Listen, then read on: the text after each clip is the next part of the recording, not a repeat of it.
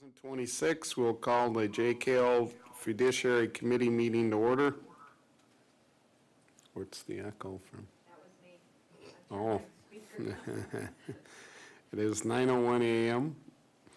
Roll call, please. Larry Barbeau.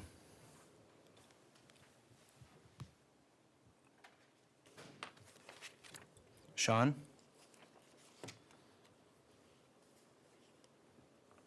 Lana. Kimberly Gravel. Here. Kimberly Hampton. Here. Tyler. Here. Kimberly Lee. Here. Austin Lowe's. I'm here. Michael. Rob McRory. Aaron Paymont. Here. Bridget. Here. Isaac. Here. So on the agenda, we have meeting minutes from 2/10/26, school reports, Sioux Tribe Education, Malcolm High School, JKL Bowatty Anishinaabe School. Under new business, we have approval of FY 27-CC 4030, approval of FY 27 CC 4031, JKL Bowatty Summer School funding request, and letter from the Bureau of Indian Education, financials, closed session, committee comments. Can I get a motion to approve the agenda? Motion. Support. Got a motion and support. All in favor? Aye. Aye. All opposed? Motion carried. Moving right down to minutes, 2/10/26. Need a motion to approve. Motion. Support. Got a motion and support. All in favor? Aye. All opposed? Motion carried. School reports. We'll start off. Isaac, can we make a motion to excuse Rob and Mike?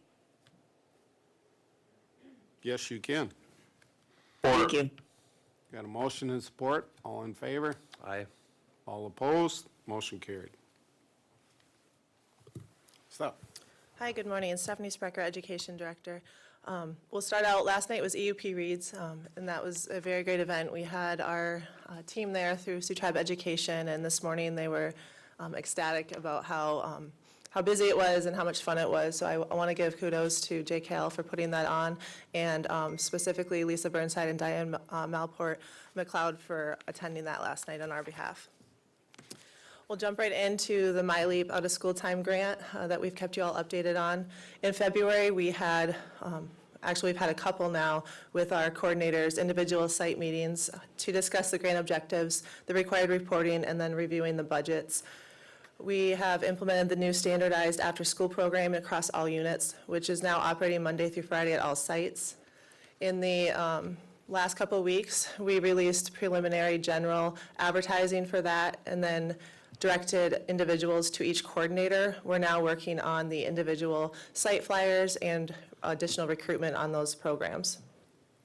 We're excited for this. The standardized programming is going to help strengthen bonds and trust with our students and our families, which is going to help our enrollment and help us reach more students and hopefully put us in a position for renewal funding of this grant next year.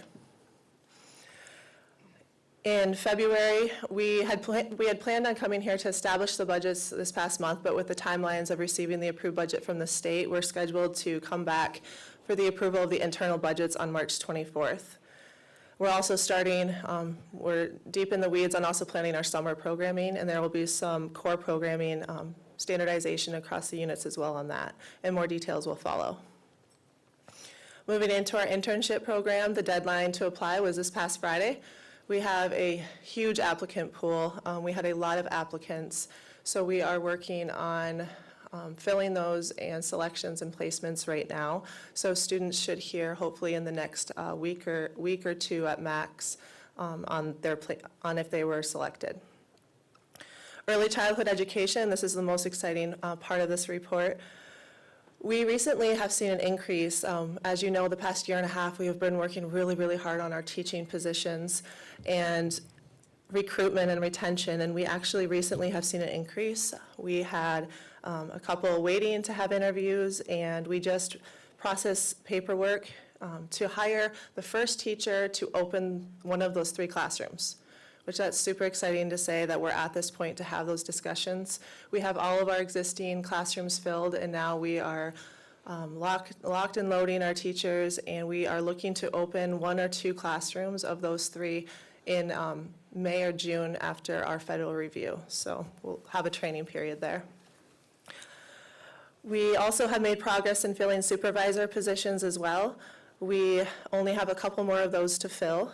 And as the program is reaching its full health, we are still having education director office staff going in and helping. So that has been very beneficial to the program. The Policy Council and Board Advisory meetings have been scheduled now for this year. They should be on all of those individuals' calendars, so those are going strong now. Higher education, the Fall 2025 Self-Sufficiency Awards. I want to thank the Executive Office for their assistance with our education staff. Those were released to students in February, as previously discussed.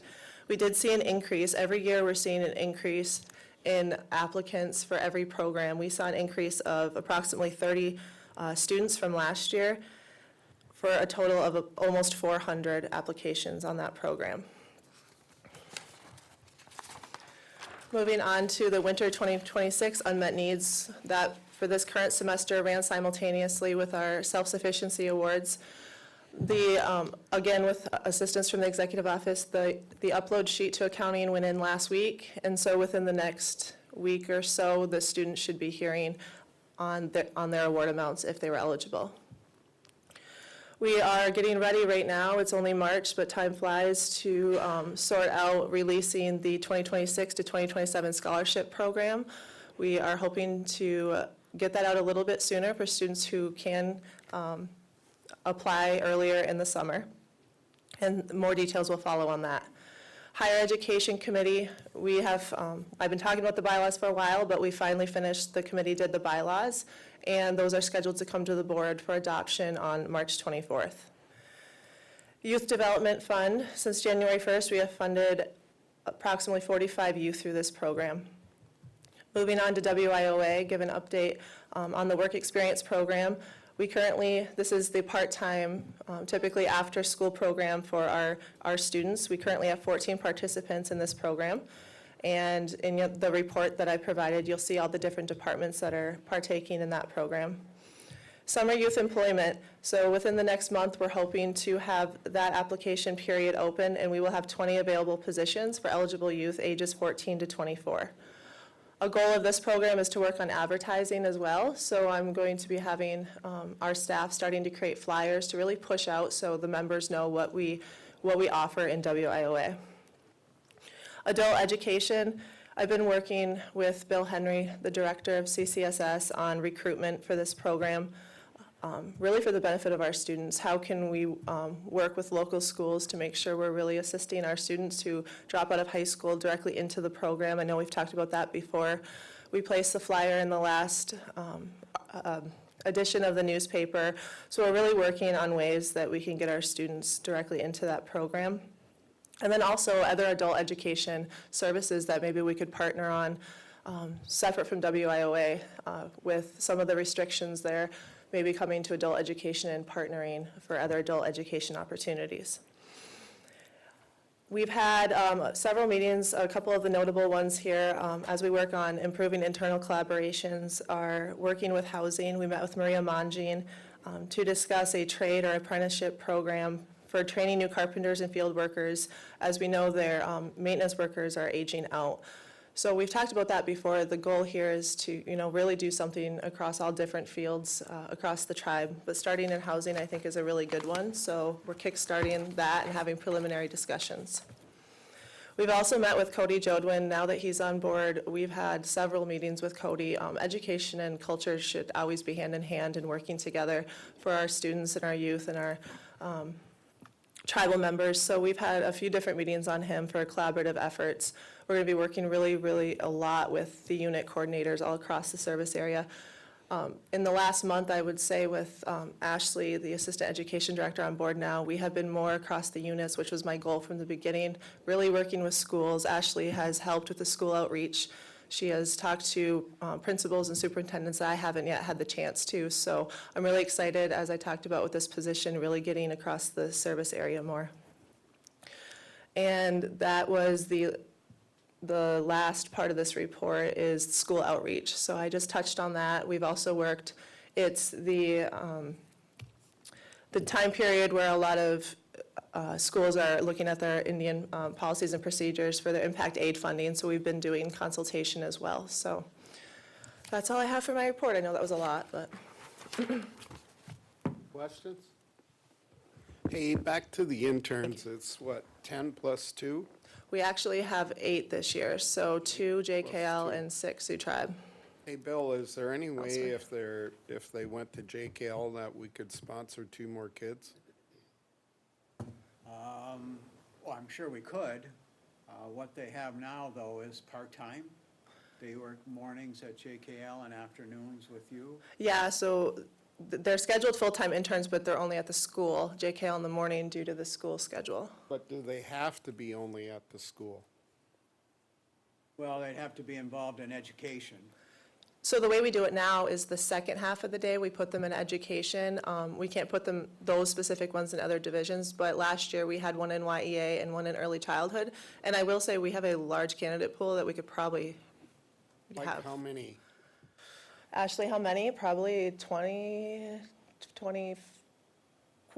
there's probably about 25. There's got to be some way that we can fund more positions. And they're all high level, junior, seniors. We have one graduate student. So about 20, yeah. That's a pretty good applicant pool this year, so. Okay.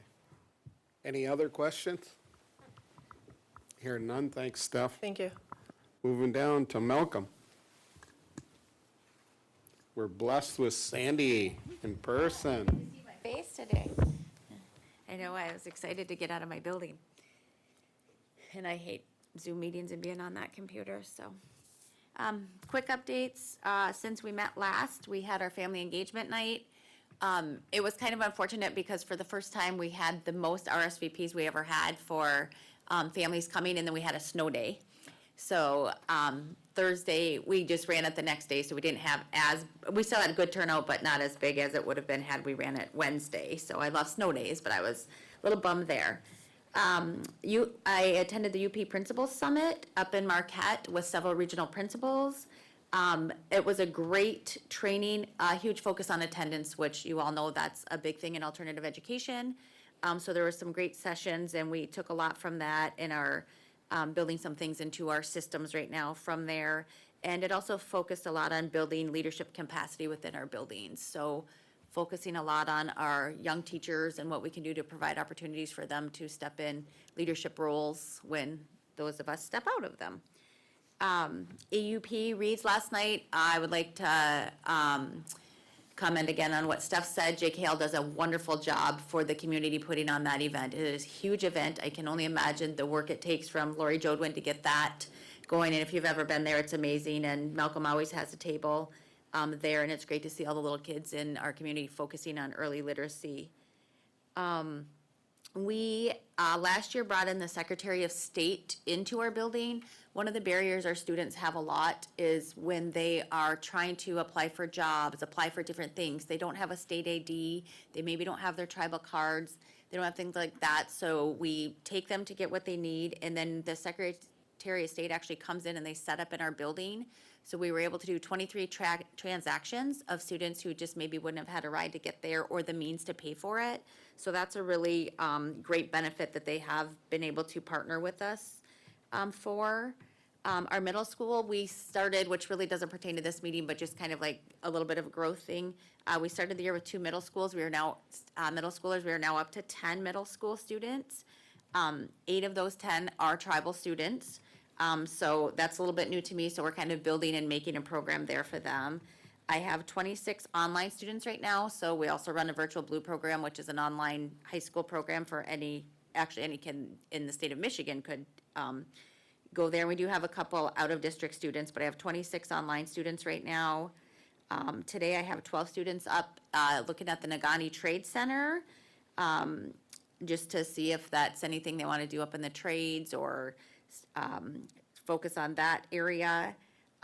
My Native advisor and Ojibwe language teacher attended the Native Critical Issues Conference this past weekend. They said that was a great conference, so I haven't been able to follow up with them yet, other than they said it was really good and they have some stuff they can bring back to the school and the classroom.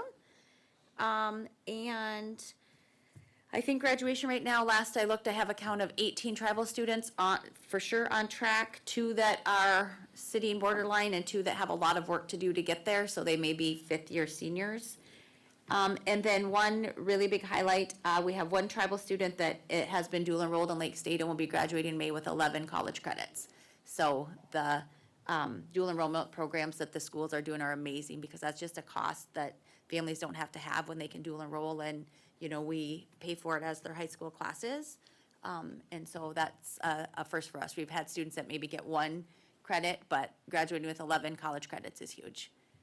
So that's my updates. If you guys have any questions or anything. Any questions for Sandy? Seeing none, no. Thank you. Thank you. Are you next, Becky? I can move this on. J.K. Olbawani. Chris or Becky? Or both? Chris, you might as well come up there. Hi, everyone. So, we don't really have a superintendent report. Carolyn's still, we're waiting for her to return. But what we do have today is a memo requesting funding for summer programming, $30,000 for summer 2026, to enhance our program, for this coming summer. Hey, Bill, did you want to talk about the roof?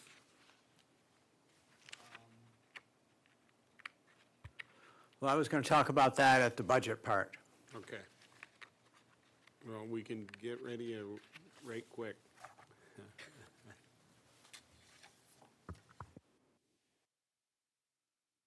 Are we going to do the budget now? Yeah, you might as well. Okay, I was just gonna introduce Bill. No, we work together. Oh, I don't have the microphone. We're seeking approval today for cost center 4030 and 4031. Bill, John Thorne, and JKL staff and I work together on this budget. Bill's gonna talk about the projects, so I'm just gonna pass it over to him.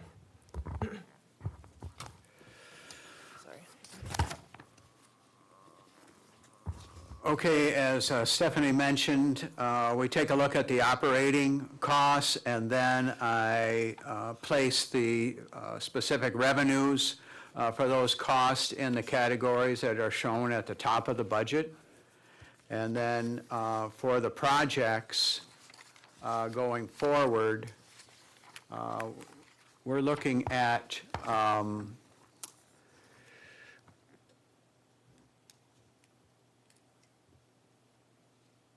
John wants to put in, you're familiar with, when you walk into a building, they have those mats where the water and whatnot can go through. So he's interested in putting those in at the various doors. So that's anticipated to be $25,000. They're also looking at obtaining a skid steer, used skid steer, for use on the campus, and that's $57,000. And then they'd like to replace the gym curtain, and that's $35,000. And then also out on the playground, there's 2 slides that are broken, so they'd like to replace those, and those are $10,000. So those are the projects that they'd like to do this summer. Those are funded with maintenance dollars, so there's no shortfall there. And speaking of projects, the ARPA projects, we're winding down there, as we've been mentioning so far this year. The cafeteria still needs the fire curtain to come down in the cafeteria itself, between the kitchen and the outside of the kitchen there where the students are. And so that should be in place during spring break. We're still working on the covered walkways. That'll have to wait till spring now. And then the 5 remaining exterior doors, those will be installed during spring break as well. The setup of the greenhouses and the cement pads and whatnot, those projects now are springtime projects, so those will be finished then. So that will be all the remaining ARPA dollars will be spent. So I'm anticipating that probably by June 30th, we'll have spent our full amount of ARPA dollars. So I think that's a good thing. I also had a letter here somewhere from the BIE, here it is, that we had a safety inspection last week, and the letter from the inspector, Michael Okiki, he'd like to commend the school and John and Ken for the outstanding work during the recent inspection. He said, after completing the inspection, it's very clear that your facility reflects a high standard of safety management, organization, and accountability. Your commitment to maintaining a safe and well-managed environment is evident throughout the school. The school is well-maintained, and the level of attention given to safety practices was impressive. Documentation and the records were organized, complete, and ready available. This level of preparedness greatly supports effective safety management and regulatory compliance. So I think that's a feather in their cap as well for both the tribal side and the PSA side. So I'm happy about that. What needs to happen now, the other budget is 4031, and that's the interest earnings. And we also use some of those dollars for program if we need to. That budget needs approval as well. I don't know if there's any questions, comments? Kim? I'm assuming the skid steer is going to be used for removing snow, correct? I think, Or what? I mean, that's usually for construction. yeah, I think that what they need it for is moving items around so that they can, between the garage that's closer to Marquette and then the one in the back, so they would use that for there. Okay, because I thought we had just purchased a big tractor like 2 years ago. We did purchase a big tractor a couple years ago, you're correct. So this is an additional piece of equipment that they're asking for. Kim, from what I understand from talking with them is they want to use it so they can put forks on it, so when a truck comes, they don't have to take the equipment off the tractors for snow, because it gets to be a pain in the butt in the middle of the winter when it's 30 below. And there's other things they can do with the skid steer back in the trail area. So they would have maintenance gravel dump, and then they would use that skid steer to bring it back to fill the holes and everything in the instead of hiring somebody to do it. But I only had a few conversations. I haven't had no in-depth, but I do see it with the trail area because I surely won't want to bring my big tractor back there, or you might not get it out of there because it is pretty swampy. Any other questions? Who we purchasing it from? They said it was used, right? I have no idea. That's the quote they got, was for a used one, correct? They usually buy through what, John Deere? John Deere has a government program that specifically gives discounts to tribal governments. I don't know if it's a John Deere or where they're getting it, but Bill can find out that. Yeah. Any other questions? Yeah, I just have a clarification. Sure. Just to clarify, you did say that the entrance mats, skid steer, gym separation curtain, and the 2 slides would be funded with maintenance dollars. Yep. Correct. Okay, thank you. So it wouldn't have no impact on any other, the fund balance. Any other questions? Hearing none, thanks, Bill.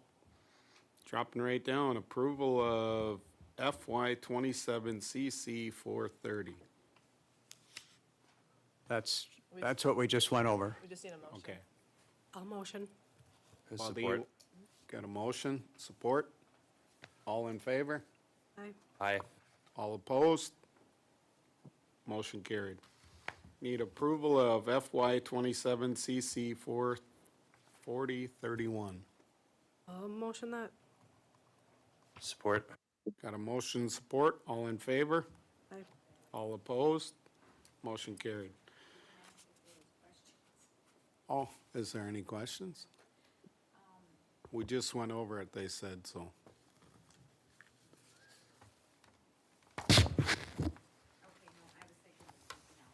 No? You're good? JKL summer school funding request. Is that you? Yeah, so I spoke briefly about that earlier. So we operate a summer school program at JKL, and we're requesting $30,650 to help support that program for teacher wages, parapro support.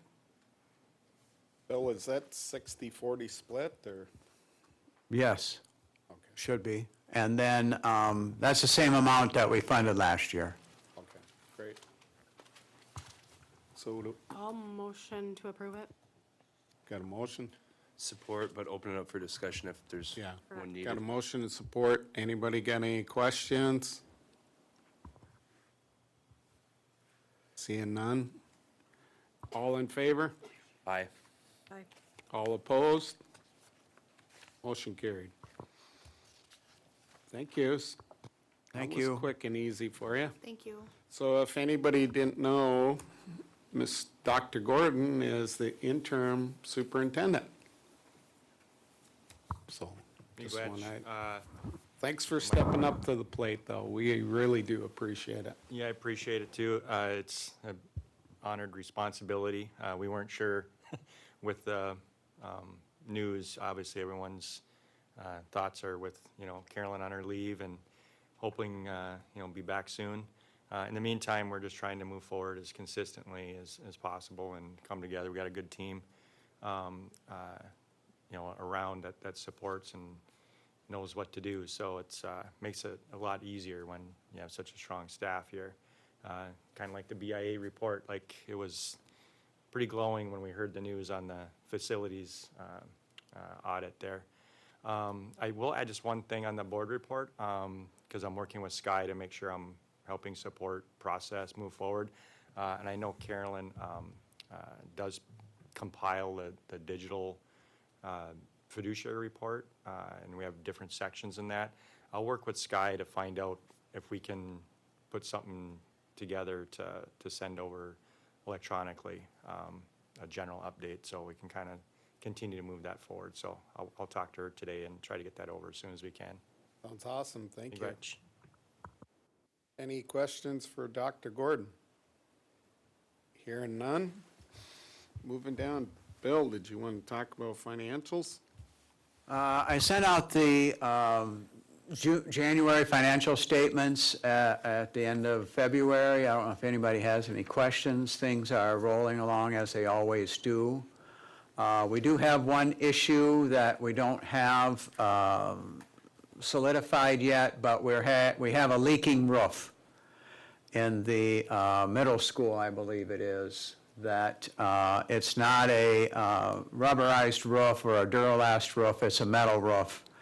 And we had it patched a couple years ago, and now it's leaking again. So we're entertaining quotes at this point, just to get a ballpark idea, we were talking yesterday with the individual that gave the inspection and asked if there might be any emergency BIE funds to cover the cost of replacing the roof. We think it's probably about $160,000. And so we're looking at different avenues, but I just wanted to make everybody aware that that's something that's in the works, and we might have to fix it this summer so we can stop the leaking. But we'll keep you posted. Thank you. Any questions for Bill? Hearing none. Now Ryan. It's a letter from the Bureau of Indian Education.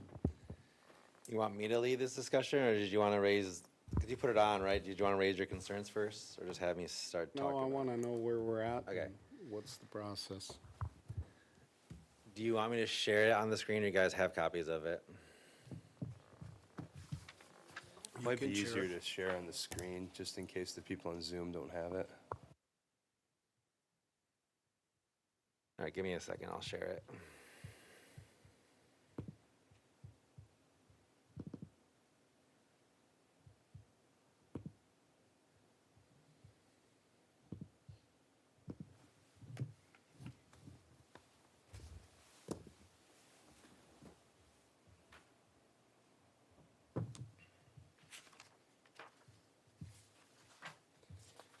Before I share it, since it does involve kind of litigation type strategy, I would ask that we can go in closed. So we're not broadcasting this portion where we talk about the letter, are preparing the response to said letter, and the legal concerns. Yeah, then a motion to go into closed. Got a motion, support? Got a motion, support, all in favor? Aye. All opposed? Motion carried.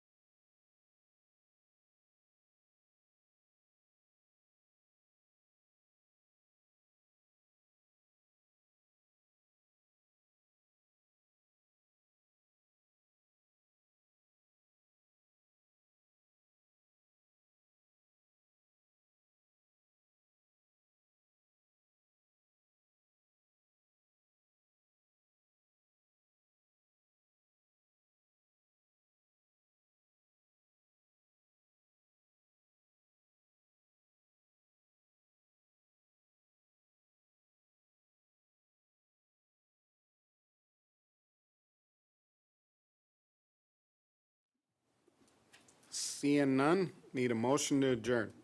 Motion. Got a motion and support, all in favor? Aye. All opposed? Motion carried. Thanks, everyone. All right, everyone. We are a little bit ahead of schedule. The workshop was supposed to start at 10:30, but it's about it's about 10 o'clock now. Let's take a 5-minute break and then we'll jump into the workshop agenda. And first up, we'll do government CEO report, followed by the rest of the reports which are closed. So 5-minute break.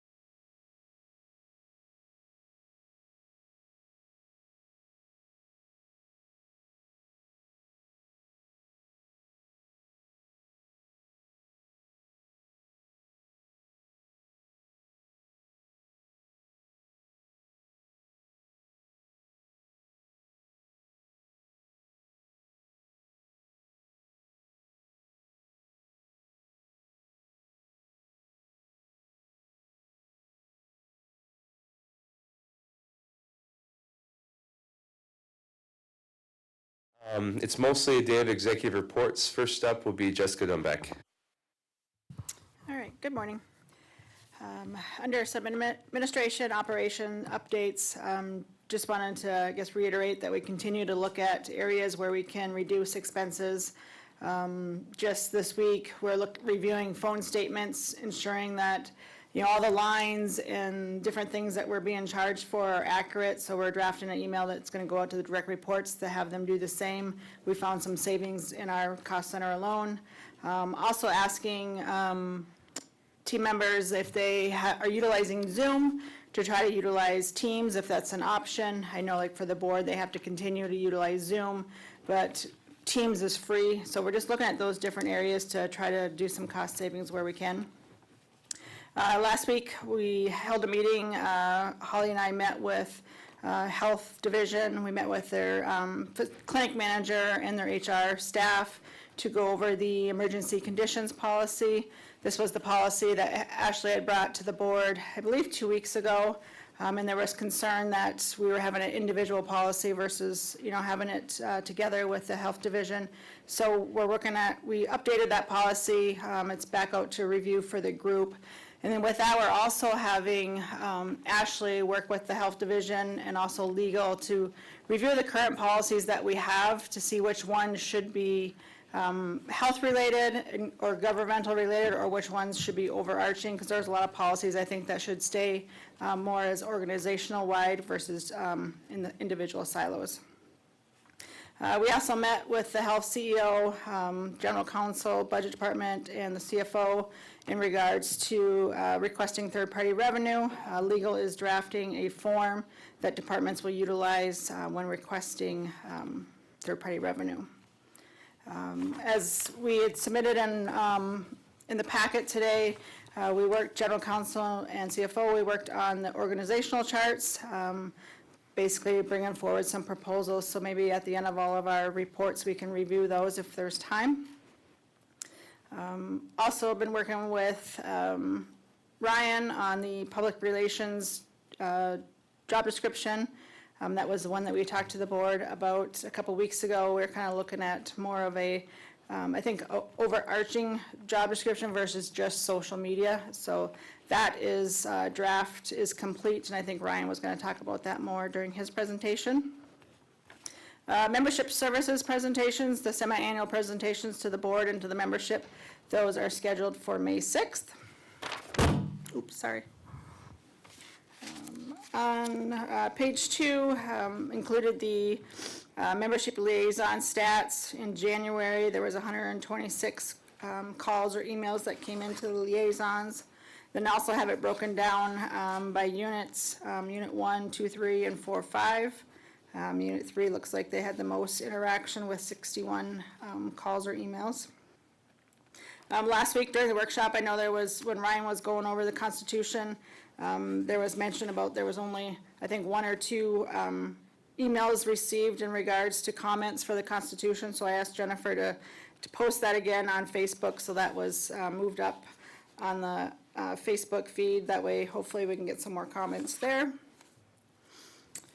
Elder Services, Katie has been meeting with all of the subcommittees in regards to hosting bingo.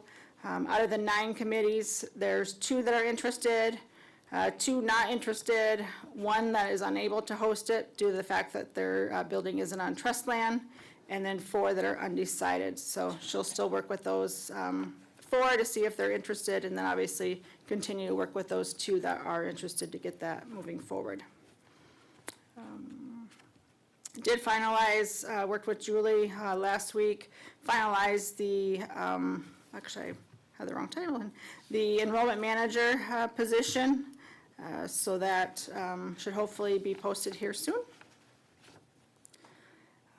Human Resources, they're working with legal in order to draft a contract. They obviously provide services to the Housing Authority. Currently have 57 team members under housing, so looking at charging a percentage of their expenses to the Housing Authority. And then I have the active team members as of 3/4, total 585, which includes governmental, housing, and enterprises. In the next page, the board had asked for some more stats related to the different areas that HR covers, whether it's the transfers, job posted, exit interviews, sent, received, team member counts. So all those stats are there. If there's any stats on here that are missing, or if you want more detail on them, more specific information, let me know and we can add those to the list. Law enforcement and natural resources are working on a couple different projects. One is they're looking at having a hunter safety program, so they've been working closely on that. Hopefully they can get that up and going for this year. They're also working together on meeting with the U.S. Forest Service in regards to Botany Bay. Hopefully we can get something situated with that as well. Another thing that we're working with,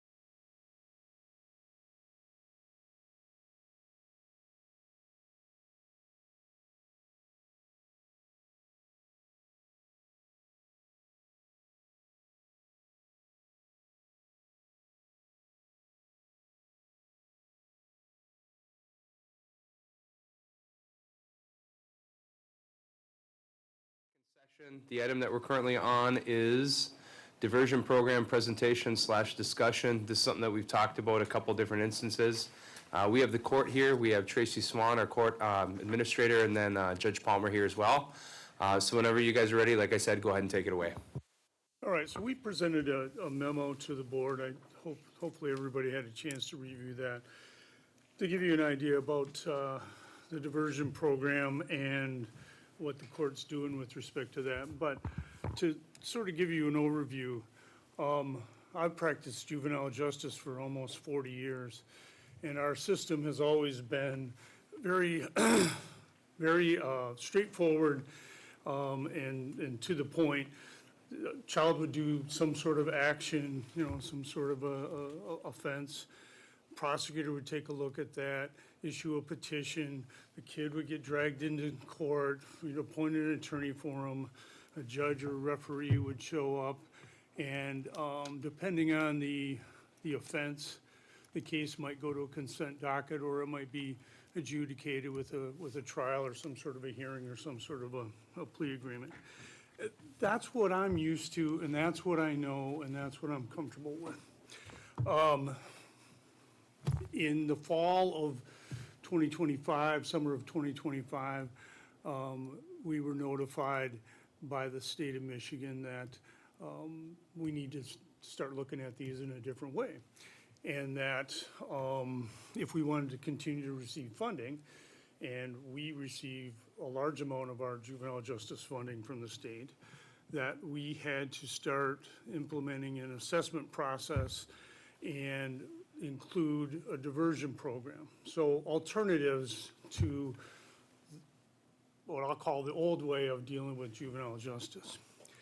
And there were several trainings related to this to sort of give us an idea of what to expect and what we would be looking for. And my court administrator took part in trainings all through the summer. I took part in trainings beginning in the fall, including one just recently in January or February. And the goal of this, and I hate to call it a new system, because for 100 years we've had consent docket and we've had sort of informal probation, and that's been part of our tribal code and that's part of the state code to allow juvenile offenders sort of a first break. You do something minor, you're shoplifting, you're truant, you're not going to school, you're incorrigible. We don't want to have a record. We want to keep this informal. But they still had to come in front of a judge, and they still had to typically have an attorney appointed, and those agreements had to be approved. With this program, the idea is that if someone makes a referral to probation, and that person doesn't have to be a prosecutor, it doesn't have to be law enforcement, it could be a parent, it can be a school, it can be a social worker. If they make a referral and say this child is struggling, maybe they've committed an offense, maybe they stole a pack of gum, maybe they got caught with a vape, those sort of things. What can we do, short of bringing them in front of the court, that would get them some services and prevent any future issues with the court? And so the diversion program in state court, I didn't even know this, and I should know this, but the diversion statute, I think, goes back to 1988, and they've encouraged diversions, but it's never really been pushed as much as it has in the last year and a half. And so when the state says you've got to have a diversion program, you've got to consider a different way to do this. The idea being, quickly we would get children assessed and we would determine what their needs are. And quickly we would provide services to them. And if it's a minor offense, or if their assessment score is low enough, then all that would be handled in a program that doesn't involve the court, doesn't involve necessarily law enforcement, certainly doesn't involve the judge. And we provide services in an attempt to help them. these are voluntary programs, so parents have to be on board, kids have to be on board. If the assessment indicates diversion wouldn't be helpful, the offense is too severe, child's experience isn't appropriate, they've been in trouble before, then everything we'd go back to the old method. Maybe there'd be a petition filed, there'd be discretion for a prosecutor to file a petition. We'd be back in court and we'd handle this the way we used to. In order to comply with the state requirements, we had to be trained well, first of all, we had a number of options related to screening tools. We had to pick one that worked best for us. We had to have someone trained to do those assessments, and our probation officers trained to do all of the assessments, and agree that depending on the assessment, we would provide these services. And what it really means, if it works well, is that we quickly get juveniles in front of someone who can do an assessment. We determine what their needs are right away. We try to provide those services right away. If things go well, I never see these kids. They don't come in front of me, they're not in court. I don't review the diversion agreements, they're all confidential, the assessments are confidential. And perhaps we never have a case, we never have a file, there's never any kind of a record kept, or no, no formal or even informal adjudication. If parents aren't on board, if children can't comply with the diversion plan, then we go back to sort of what I'm used to and what I'm comfortable with. And this, so to me, as an old school kind of guy, I say, well, I'm not comfortable with this. I like having kids in front of judges, but research indicates that for a lot of people, a lot of children who have minor offenses, being in court doesn't help. And it just leads to recidivism, repeat offenders, and increases in that sort of behavior. So I gotta train my brain that this is not how we need to do things. And I look at it like 30 years ago when people were talking about drug courts. You say, you gotta put drug people in jail. You gotta, that's the only way you're ever gonna teach them anything. And we've learned over that period of time that doesn't really work. And so drug courts and alternative courts are kind of the standard now, and we expect that. And a diversion program is very, in my mind, very similar to that. And it's sort of an outgrowth of the consent docket disposition, so that we're trying to give these children a break. If they're for minor offenses and first-time offenders, give them the opportunity to have services rather than be involved in a court. Remove the trauma of being in court and being in front of a judge, and I like to think that it's not, I make this as least traumatic as possible, but I know that it does cause people angst and concerns. Try to avoid that, and try to help in a faster, more appropriate fashion. Over the years, I've had literally hundreds, if not thousands, of parents who've said, my kid needs help. They're acting out. They're doing things that are inappropriate. It's kind of minor stuff.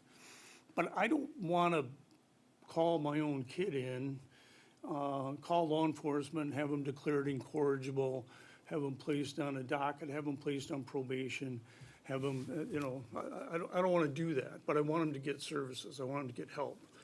This program allows them to do that. A parent can now call probate court, talk to our probation officer, have an assessment done. These referrals can come from the school, they can come from law enforcement, they can come from the prosecutor, they can come from parents, they can come from ACFS. And without having any formal petition, without having any the stigma that's associated with that, they can get those kind of services.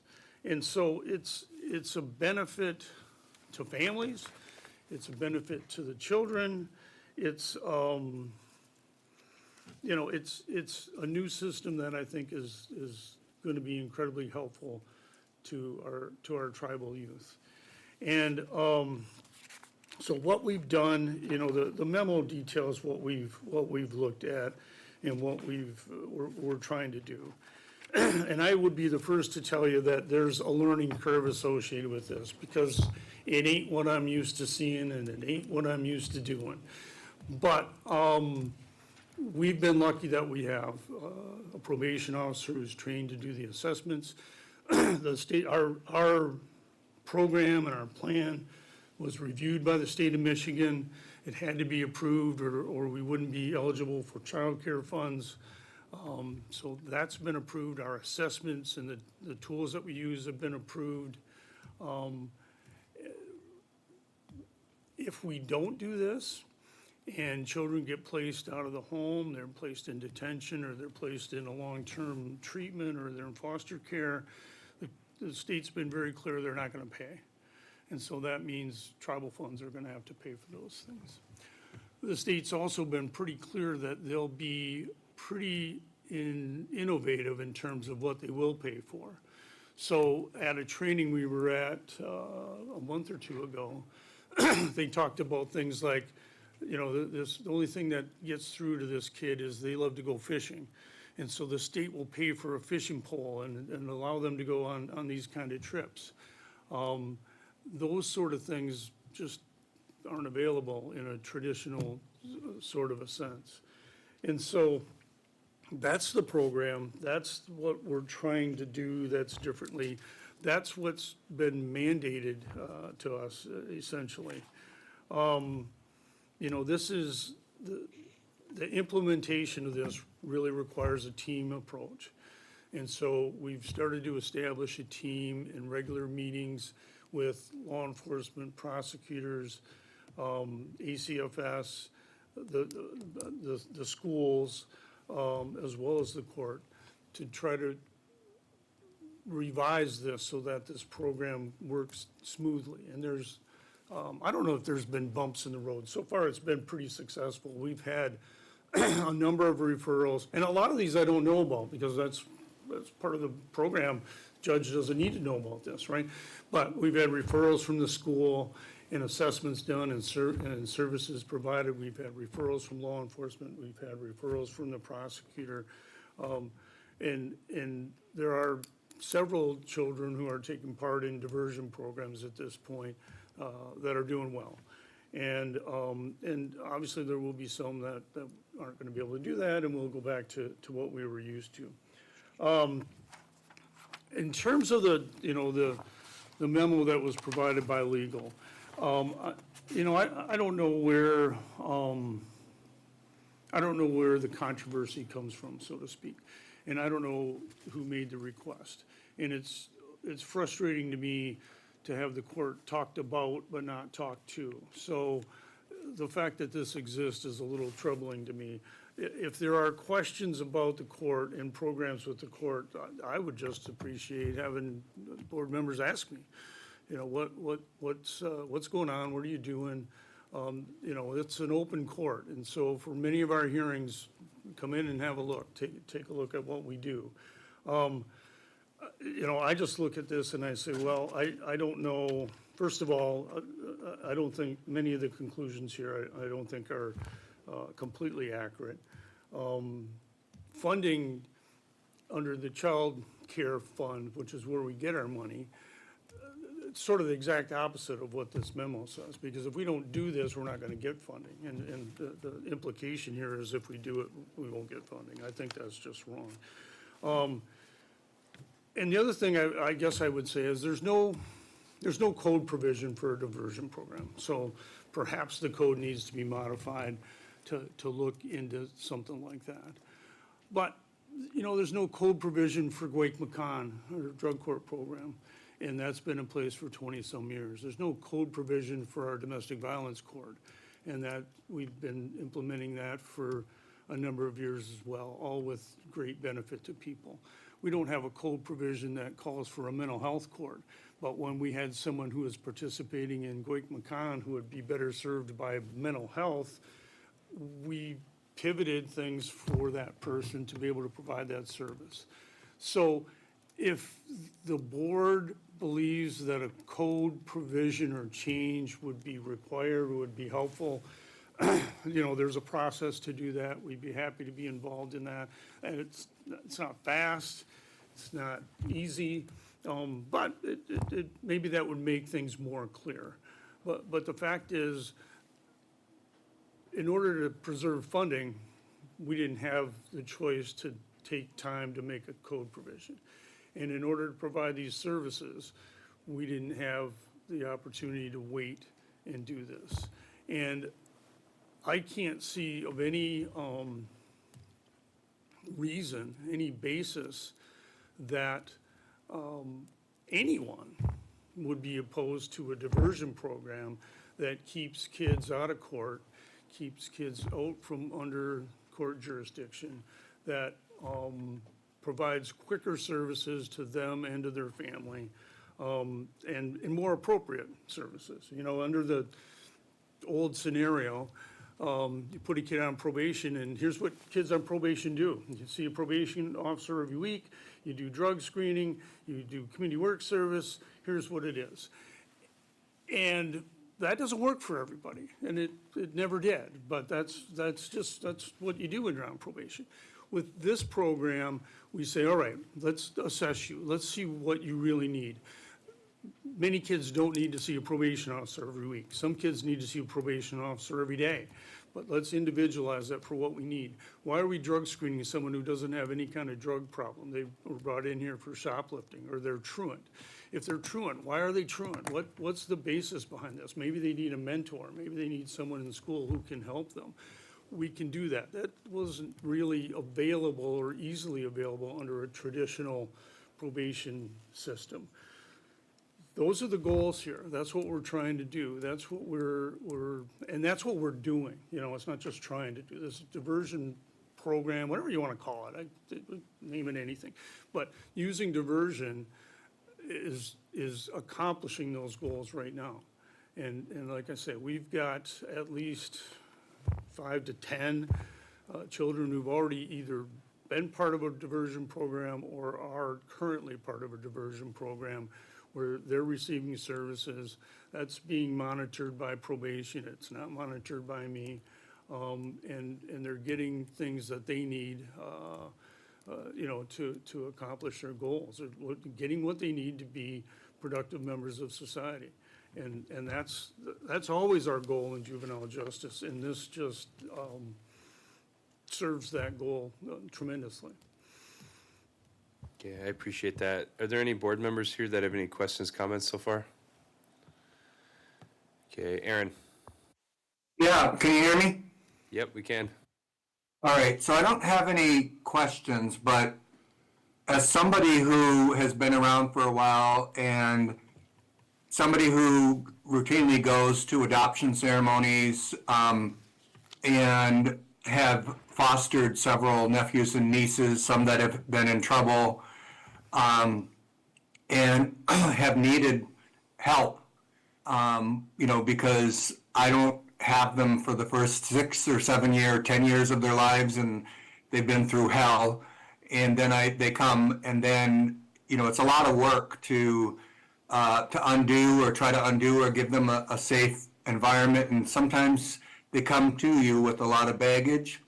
And sometimes the services are not enough. And getting them to get access to their high need because of, you know, what's happened to them. That's what when you train in foster care, you don't say, what's wrong with you? You say, what happened to you? And so somebody who's been engaged in this process for a long, long time, you know, I know that this is the direction that we've wanted to go in for the last 30 years. In the last 20 years, it's crystallized. About 20 years ago, I had a niece in care who was doing some things that were She had substance abuse, she was doing some crimes. And I really could have used the benefit of something like this. She ended up getting in trouble, and then we started down the path of trying to remediate. And our court does a great job in a multidisciplinary approach to call together the services. But that doesn't happen until they have a case. So, I can understand the prosecutor's office having some concerns about how all this is happening and getting a little territorial about putting students or young people through a program without first adjudicating them. But the problem with that philosophy is that they have to be in trouble before we can help them. And so, what I've seen from what we've been supplied is that there was a shift in the child care funding that goes to the state, and I will proudly say, Christina and I worked to get those funds, 30 years ago, Title IV-B funds to the state. And the new guidelines to try to avert juvenile problems by volunteering some assistance before court. So the way they laid this out for you shows that it's intentionally trying to get the help to them before they go to court. So it's not the prosecutor's business at that point. I do think the prosecutor needs to be involved and consulted with because, nobody here is going to remember this, but maybe Tracy will remember, but, back in 2000, so 25 years ago, when we hosted Safe Kids, Safe Streets, we implemented a federal grant that showed that if you overlay their education background, their juvenile background, and mental health background, you see when they're in crisis. But if you don't see that picture, then you miss several opportunities until they get in trouble. So the diversion program is maybe the name of it is not the right name because we typically think of diversion as something that happens once you adjudicate a child. And maybe that's where the prosecutor imagined that somehow we were stepping into that territory. But diversion to prevent, it's really a prevention program. So the way it's been laid out sounds good to me. Since John Winnett left, we haven't had the kind of, and this is not anything to the people, not at all, to the legal counsel that have worked since John was here. But John did kind of like a coaching and oversight and bringing together the court, the prosecutor's office, et cetera. We haven't had that kind of approach, I don't think, in the past. And I think if we had, maybe that communication would have happened with the prosecutor's office. But again, the prevention diversion is not the prosecutor's business. It's, although we want the input, it's before they get to that level. So I do think there's a component once they do get to the prosecutor and they start down the adjudication path that the judge can say, well, wait a minute, have we tried this? Have we tried this? Multidisciplinary team, can you give me some recommendations? And find that we haven't remediated or tried to work with that child before they get in trouble. So then we do a delayed sentence. That's a little different than diversion. And then route them back through the services. So this program is designed to call together the resources that are needed to see our children as worth saving rather than waiting to them to get adjudicated. So I believe I understand what was laid out, and I think maybe it was just a communication problem in the past. And I like what I'm hearing. So, and it also echoes, and I don't see them in the room right now, but echoes with Director Lee and Lana Cosley, rather than wait for them to end up in detention, what can we do? And so this sounds exactly like what we've been asking for, in the last couple of years, but also going back longer than that. We've been asking for this, so thanks. Cassandra, Ryan, do you guys have anything that you want to add to this or any remarks at all? I would first like to state I am not territorial. I do not feel like anyone's stepping on my toes. I am not upset about a diversion program. I think the end goal of diversion is very great. The more resources that can be given to children, better. I was a child who benefited through diversion myself. I came from a broken home, and those resources helped me greatly. I have an issue with the implementation of diversion. I ran diversion at the state program, the state at the county offices, and I have spoke with the juvenile prosecutor there since we have implemented our diversion program. The way a traditional diversion program works, some sort of complaint, report, referral comes through the prosecutor's office. They determine whether or not a petition would be appropriate, whether or not that criminal action is enough to warrant a full petition and moving forward, or if that is a petty offense such as stealing a chapstick and that child actually just needs resources, structure, help. When those determinations are made, then a letter is sent out to that family and that child, and they say in the letter, you have the opportunity to partake in this diversionary program. You have these resources that can be made available to you, or there's the other route of a petition and some sort of prosecution. When that family decides we want diversion, off of my desk, I never see it again. They go through the program unless they default and they are unsuccessful, then the probation officer or the diversionary caseworker kicks it back to prosecution. We look at why they were unsuccessful, what happened, where did they fail, where did the resources not succeed, what can we do going forward? Is a petition now appropriate because they've tried X, Y, and Z and it didn't help? We can move forward that way. Or was diversion, even though maybe they didn't call on time, maybe they didn't make it this 6 months, is it a reason enough to move forward with a petition or not? And those determinations are made with the diversion caseworker and prosecution at the same time. Right now, what is happening for status offenses, which is a criminal offense under our code, so prosecution is involved for all status offenses. If there is a parent just saying, my kid needs help, I want help, I never hear about that or see that in the first place. All status offenses should come through my office and I make that determination of whether or not diversion is appropriate. Right now, what is happening is I am notified after the fact that a referral has been made by law enforcement. I never see an assessment. I never see a report unless I ask. And then I am contacted if diversion is unsuccessful and children have failed. And I am asked, can you file a petition now? I will not file a petition if someone deems voluntary services are not going to help them. At that point, it is vindictive prosecution. Every single person in this room has a right to comply with voluntary services, and every single person in this room has a right not to comply with voluntary services. If you have a petition filed simply because you have decided you don't want to comply with voluntary services, that's vindictive prosecution. That is what is going forward right now, and I am not prosecuting on those petitions. There have been 5 children whose parents have reached out to me, whose ACFS caseworkers who have reached out to me, whose foster's parents have reached out to me, and who have said, my child needs help. They have gone through the diversion assessments, have scored out of diversion, diversion's not appropriate, or they have been unsuccessful on diversion, they have tried diversion, it's not helping, what can you do to help me? And I have no recourse because I cannot file a petition without those assessments and without that approval from the probation and that diversion department. I have reached out to the court, and I reached out on December 1st. I have that email. We had the first meeting back in October trying to discuss what the steps of that diversion program would look like because it was a quick implementation.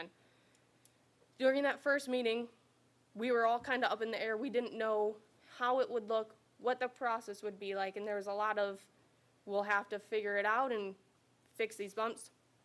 On December 1st, we had about 2 months at that point, and there had been 2 children whose caseworkers had reached out to me saying, I was not even aware that they had been referred to diversion, but the caseworkers reached out to me, said they did not score appropriately for diversion. They scored too low. No services are available. They need help. What can we do? How do we get this moving forward? And I said, I don't know. I don't have the availability to file the petition. If diversion's saying it's not appropriate, we just wait and see if something else comes up. All of those children did come back around, and I did end up having to file a petition on all of those children. They are all helped now, thankfully. I did email the court on December 1st asking for another meeting to figure out some of the bumps, some of the concerns. I felt children were slipping through the cracks. we said, the court responded and said we would set up a meeting after the holidays, let some stuff work through, and asked for a list of my concerns. I responded with a list of my concerns. We have not yet had that meeting. Maybe a lot of this would be cleared up in that meeting. A lot of my concern is lack of communication, not knowing where these children fall, and the assessments are confidential, but in our code under 36412, if there is any report, assessment, or evaluation that the court relies on, that full report has to be turned over to the court, to prosecution, and to defense, or that petition can be dismissed. With those assessments being confidential and just getting a sheet where it says low, medium, high, and one is circled, there's no real bearing on what that means. There's no substantive evaluation that we can rely on that is required under 36412. That is a concern that I have. And that I believe there is multiple other concerns. I do have a copy of all of my concerns. If people would like to read them, I have it detailed out there. But I have seen, there are 5 children specifically, I have seen fall through the cracks or some sort of gap. And I'm sure there's a lot of children that are being helped. I believe diversion is very beneficial in the long run. I think implementation right now, there's some gaps that need to be filled. So in a nutshell, what do you think that we should do to make it comply with how state programs are run, other diversion programs are run? Are you saying that this program should originate in your office? If it is for a status offense or some sort of criminal offense, yes. If it is my understanding that diversion can be implemented for children who their parents just say, I need help, what resources are available, and there hasn't been a criminal offense committed yet, maybe there's a different referral avenue that's taken. But if there is a status offense or a criminal offense, I do believe the referral should first be made to my office and be deemed appropriate. In that way, a standard letter can be sent out, and if people opt into those voluntary services, there's a way to move forward. And if they opt out of those voluntary services, there's a way to move forward as well. Okay, and then the last thing before I turn to board discussion, did you mention that there's a scheduled meeting between yourself and the court just to talk about this? So there was a scheduled meeting back in October. It was the first meeting. I don't remember the date. Was it like mid-October? Something. And then there was a lot of questions up in the air. And then on December 1st, I requested a second meeting. And I said, I can just read the emails. I said, hello. In the first meeting for the procedure change for status offenses, a lot of questions went unanswered because we simply did not know how things would play out. Now that we have had some time to implement the new procedures, could the court please have another meeting? There are a lot of questions still. I fear there may be some children slipping through the cracks and are cross-up of information because no one knows exactly what procedure to follow. Looking to the code, there is no guidance as to the diversion program is not in the code. Please let us know if the court could hold another meeting to answer questions. And then on December 1st, about 20-ish minutes later, the court responded saying, hi Cassie, yes, a meeting would be good and we can relay how things are going, progress and diversion caseload. Sioux Tribe law enforcement referral process has been flawless and getting kids into service most times has been seamless when parents are on board. Judge and I briefly discussed this too. Can you send a list of questions that remain first so we can prepare for the meeting? We can set one up right after the holidays, thanks. My list of concerns is lengthy. It starts with what is the... You don't have to read it all. Okay. I do have a copy. I don't have, No, I won't read it. we don't need to go through it. So last thing I'm going to ask, do you think it would be helpful for you guys to meet, have a meeting, discuss the differences of opinion regarding the process, iron this out, rather than us doing it here? I do. Okay. That's why I requested a meeting. I Okay. think having a meeting, and everyone on this link it was probation, law enforcement, myself, child welfare, and the court. Okay. Also, well, before you turn over, could I just add to that? quick? Yep. So Judge Palmer asked why legal did that memo. It's because the board directed us to. Like, we are your attorneys, and if you direct us to look into something, we do that, and we have to make our best assessment to do that. And you got the memo, you got our analysis, and then you do with it what you need to do. When I was in front of you about this in an executive report, I said, I think what's going to be helpful is the board to have more face time with the court. And Tracy and Chuck and I talked about this because you guys don't see the court a lot, and part of that's by design, but part of it needs to shift, I think, so you can talk to the court directly on these issues, to Chuck's point. But I think having a broader discussion with the board, but also internally, is important.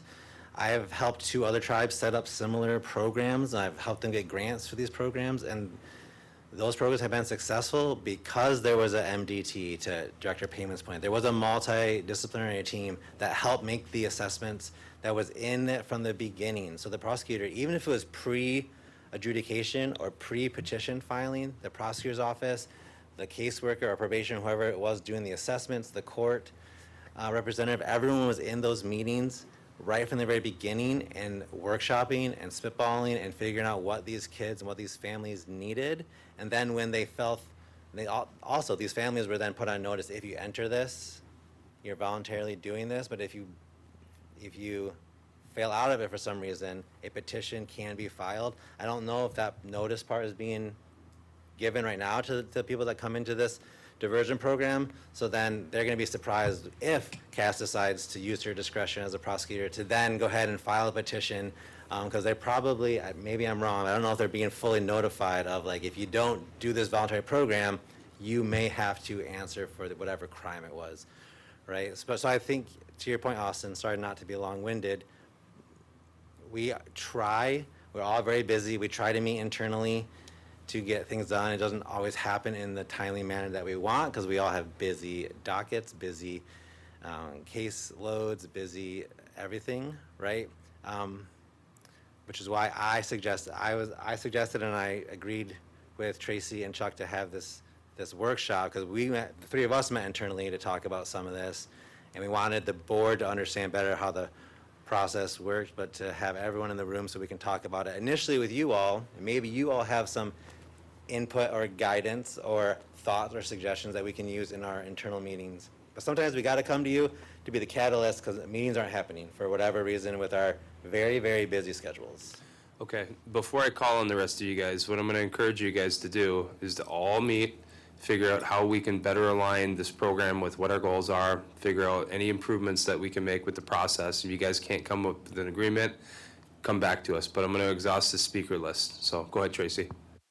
I just wanted to say, I know that Cassie responds to the way the state does things, but part of our tribal court has been for years is not to mimic state. We are our own tribe. We're a tribal court. We do things a lot differently than state court does. The state court funding that we're getting, we wrote the program the way we did. We submitted it. We worked very hard on it for months with ACFS. ACFS also had to comply with assessments. That's really all that it is, was getting these assessments.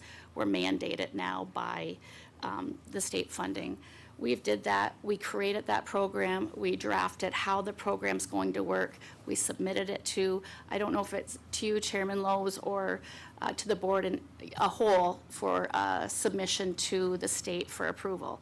That happened. We put the program in place. Nothing changes the ability for the prosecutor to file a petition in the court. So I do think we need to meet on why maybe that's not happening. If referrals aren't going to her from law enforcement, I don't know. But nothing the court does or in its plan prohibits that from happening. And this is really, the people knock on our door looking for help all of the time. This has been happening at tribal court for years. If you look in cost center 3854, we've always budgeted about $2,500 to buy an incentive for somebody, to buy them a pair of shoes, to buy them an MP3 player, to somebody, ACFS may not be able to file a petition on an in-home family, care family, so they'll ask the court if they have some money. Maybe we can do a competency exam for a juvenile. Maybe we can get them into Prime for Life because they've been smoking cigarettes in school. So these referrals, what we're really taking in, and we have 7 referrals that are on diversion, they've mostly from the school, a few from law enforcement, but they're, like one of them is the beginning of the school year, and one person at JKL says, this family's been truant every year. By the time, they can follow the truancy protocol, it's coming to the end of the school year. Like, what services can we put in place first? So some of that is intervention, right, to try to get them to stay in school. So we're incentivizing that. So we're giving them a $15 or $10 gift card to, you get Little Caesars this week. One girl, I believe she's 14, probation had suggested she was really into herself, finding, trying to get her hair done, getting her nails done. So if she completes and stays in school each month, she's looking at getting a gift certificate to get her nails done. Those are the incentives we're doing for these kids that don't have to come into court. But the court, I don't know that if our probation officer is aware of any cases that got lost or didn't get to Cassie for petitions. No notices are going out because we're getting these from, parents or from the school. I don't know how many came from law enforcement, but they're definitely not a crime, perhaps maybe a status offense, or on the verge of committing a status offense. So we want to kind of intervene before that, and that's kind of what probation's doing. We report to the state every month on how many kids were assessed, where they fall, a certain number, and how many are benefiting from this. Prior to, we could not use any diversion, any funds to pay for these diversion services, whether it's a mental health assessment, Prime for Life classes, and whatnot. Now we can, because of all the studies that have been found and done throughout. As far as meetings, we have been meeting. In our last meeting that Cassie had referred to, I had reached out to Ryan. We didn't have the answers to all the questions either. But DHHS said we're putting on, since everybody's midstream, it's been October, you've been implemented, they put on a large training in Escanaba. I sent that to Ryan and said, Ryan, we need Cassie to attend because it has to be a team meeting, and I know she had lots of questions. That was I believe February 4th and 5th, and we all went there. The court went there, participated in the training, and that did help us with a lot of questions. As everybody said, we're busy all the time, so setting up another meeting, just hasn't happened yet. But we just got back with some of the materials and training materials to go over that with Cassie and with law enforcement. Okay, thank you, I appreciate it. Lana, then Aaron. Yeah, well, sitting here, I got about 4 or 5 questions, but now it seems like they're going to be pretty premature because it sounds like we have a lot of work to do when it comes to unpacking and getting everything in order for this program to succeed. How many kids do we have in it right now? I believe we have 7. Okay. And are all of our programs like YEA, our elder program, environmental, are all of them able to have suggestions on what, and I don't want to diminish it because I was a young girl once and getting my nails done is nice, but also we have so many other resources within our tribe that, it can be much more than that, especially being a sovereign nation and having the wraparound programs that we could have. Do we have a team? And I know in the past, maybe Aaron had mentioned it. Do we have a team of people that, such as like our Child Welfare Committee? We have volunteers, a mix of all kinds of people that are at the table going through these cases and going through to give them the resources they need. How is it laid out once these kids are assessed, they're in the diversion program? Who is responsible to walk the parent and the youth through this successfully with all the resources we have? In a $2,500 budget to buy them a, and I don't want to diminish that because those things do work, but the resources that we do have and the programs that we do have available, picking them up and taking them, to the YEA classes that we have, it would benefit them so much. Those kinds of things. Are those implemented? So I do have like 4 questions here, but it sounds to me like they're not going to be easily answered with the questions that others are bringing up right at the table that are in the know. So I just wanted to say that. The one thing that someone can answer though is when the child is put in the diversion program, who is the primary one responsible to walk that family through that process to make them successful? So right now, our probation officer is the one who's overseeing diversion program and walking parents and children through well, she would do the assessments and then walk them through any services that are available, that they're willing to take part in, and what would be appropriate based upon the assessment. It's all really assessment driven, but the probation department would be the people who would administer this, so to speak. It's not the court, it's not Okay. law enforcement, it's. Yep, you know, that it's- answer, the probation officer. Yeah. And is that probation officer privy to all resources available, just like I mentioned, all of the programs, all of the resources, are they knowledgeable of that?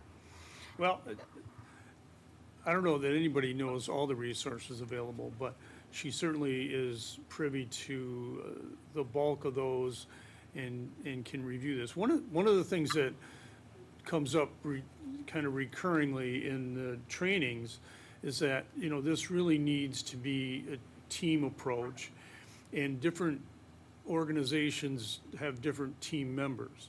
So in a perfect world, we'd have law enforcement, prosecutor, court, ACFS, the school, you know, we'd have those, and then we'd have some service providers so that we know what's available, you know, throughout not just the tribe, but perhaps in the outside of the tribe community. You know, we need schools involved, we need social workers involved. And so our goal is to have a team process like that, so that we're having regular meetings where everyone has an ability to have some input. And I would be the first to say that I can't keep track of what services are available day to day. And obviously what children need, different things. But she certainly is aware of the bulk of those services, and it's her job to find, you know, if a assessment says this kid needs this, it's her job to try to find that, and so far she's been pretty successful at that. So the. Well, I'm sure Tracy will remember, I don't know, it had to have been about 10 years ago, me and a group of community members down here submitted a plan, and it was lengthy. I think it was about 8 or 9 pages of a traditional non-court forum for at-risk youth to be involved in. And that's when, you know, we had all that land and we wanted to do this community garden and do all kinds of things and, you know, put them in, have, you know, elders hear them out and all kinds of things. I don't know whatever happened with that, but I thought it was really good. And maybe I'll try to find that and send that off. But I, in my own humble opinion, and I don't work there every day, like the courts and our legal and ACFS do all day, but a probation officer, one sole probation officer, without wraparound services and a team of people that are on board to help that family through, is not going to be successful. And we have talked about this for years, so I don't know, I'm going to yield on this. Thank you. All right, Aaron. Okay, so this might take a little bit. So first of all, if there are cases that are circumventing the prosecutor's office, then we need to look at those. We need to not overstate how many of those. We have 7 cases right now, and those all should go through the prosecutor's office, so the prosecutor has the ability to determine whether or not there is a case and how to proceed if there is a case. That's very different than a diversion program as I've read it. And this program was drafted, submitted, we approved it and submitted it to the state. So when, you know, and I'm old enough that I got to work directly with George Nolan. When I first came to work for the tribe, I worked for the chairperson, but I also was assigned to work with George, and George was our chief judge. And that's around the time that we did the state tribal court forum. And one of the things that George, a mantra that came from George repeatedly, was we don't have to do everything like the state. Just because it's the state doesn't mean we have to do it. We're a sovereign nation. We know what the needs of our people are. We don't have to fall in line like cogs in a machine or robots and follow what the state does. And so, you know, I just heard a little bit that, you know, we're not, that we want to pattern this after the state. That's absolutely wrong. And we are a tribe. We have a different way of doing things, and I think that that doesn't mean it should be discretionary and we make it up as we go along, because anybody who knows me knows I don't support that. But it's a matter of developing a program and shifting a paradigm away from a conventional way of doing things. You know, I remember about 25 years ago, we were visited by the State Department of Social Services director, and he evaluated our programs, and he gave a report and said, oh, you do everything very conventionally. And all of our staff were all pleased with themselves. But that was a criticism, because we're a tribe. If we didn't have to have our own approach, then just have the city adjudicate our kids. You know, if we didn't have a different plan for our kids and a different solution for our kids. And so I'm not comfortable at all with handing off to a prosecutor's office to make those determinations without some cultural training, some training about when and what would be appropriate for our kids, so we're not just patterning our process after what the state does. The state fails miserably. When one of my nephews, I won't name any names, was staying with me and he was doing drugs, he would test positive every time we'd go to the city or the court, and he was, well, nothing I can do. He's 17 years old. He's going to age out. Well, that's not the right approach. We should have violated him. We should have did a day in jail. Maybe snapped some sense into him, and he's doing drugs now. They failed him. The local community failed him. So we need to have a different approach. We'll also give you one example, and I won't name her name, but a couple of years ago, a young lady, her dad was deceased. Her mom died of cancer. She was living in tribal housing. She was given an eviction notice by tribal housing. Nobody from ACFS reached out to her initially until we start bitching about it. Then they did, but that would have been a perfect example for a diversion program to get her the services that she needed. She didn't commit any crimes yet, but because we didn't help her, she did get evicted. She became homeless. We could have emancipated her at 17. We could have started a case, got her the resources, work with, what's that program, Michelle Hoholick downtown, that program, JEDRA. The JEDRA program got her resources, helped her. She dropped out of high school. She started drinking. She got adjudicated. She went to jail. And then fortunately, she got treatment. I just saw her recently. She's doing really well. But she lost 2 years of her life.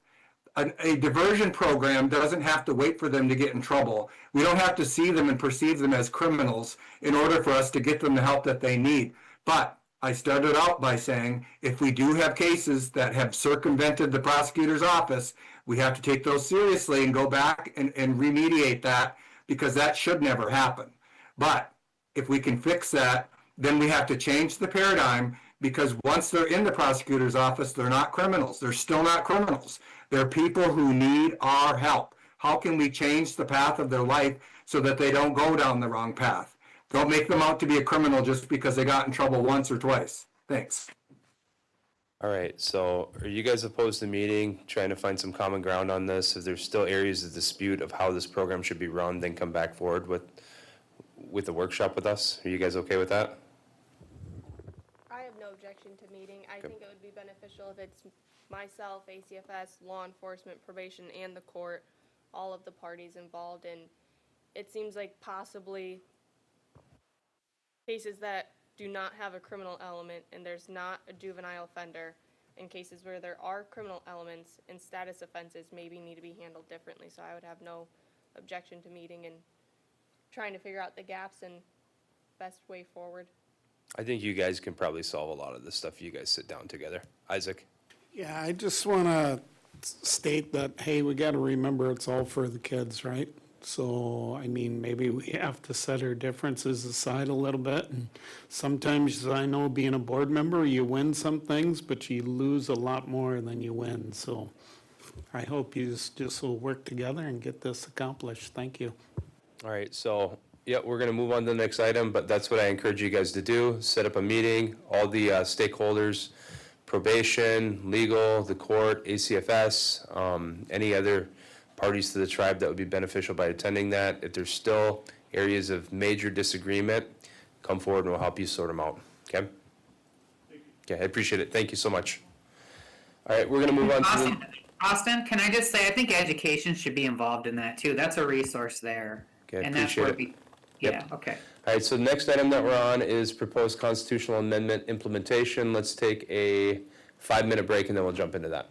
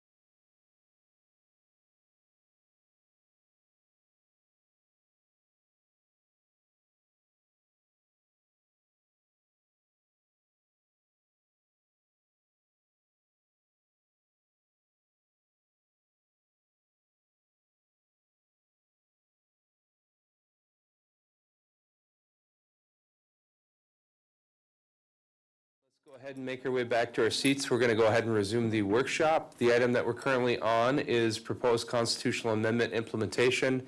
As everyone knows, we've had a ton of workshops on this topic, and this is just follow-up on that. Before I begin, though, is there anyone on Zoom or in person that wants to address the board first? So I've been offering that before and after. Okay. All right, then. Janet's going to wait. All right, let's proceed then.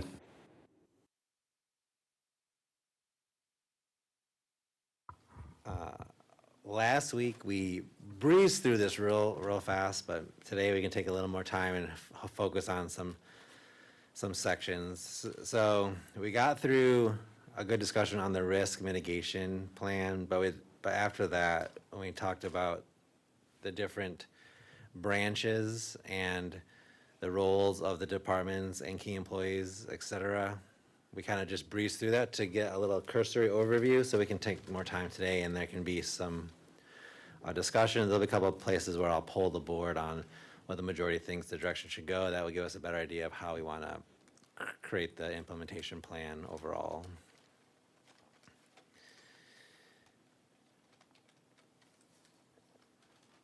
So let me just scroll down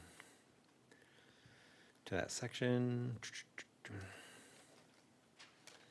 All right, here's the section we really kind of breezed through last time. This is the summary of which branch and which key employees / which departments fall under each branch. So the big ones, obviously the chief judge and the judicial branch. But for the legislative, what we talked about last time was the board administrator, the chief information officer, the gaming commission director, Quaden CEO, Quaden CFO, and the housing director. Now, this doesn't mean that they necessarily report to tribal council, but they're under that branch of the government, and they all have different reporting structures. We'll start with this chief information officer when we get into the details, because that's one that I'm going to want to poll you guys on and have a little discussion on. Can I interrupt for a second, though? Yep. So this chart right here, it's listing your recommendation that those following positions report to that branch of government, correct? So that would include the board administrator, the CIO, the gaming commission, the casino CEO, the casino CFO, and the housing director. So, yeah, not that they report to that branch, but that's the branch where they logically fall under, because housing director, Quaden, oh, we don't have EDC on here. The EDC CEO, they're all created by statute right now, and they all have their own governing authority that is legally separate from the board, although not population, right, separate from the board. You guys all sit on all those different authorities.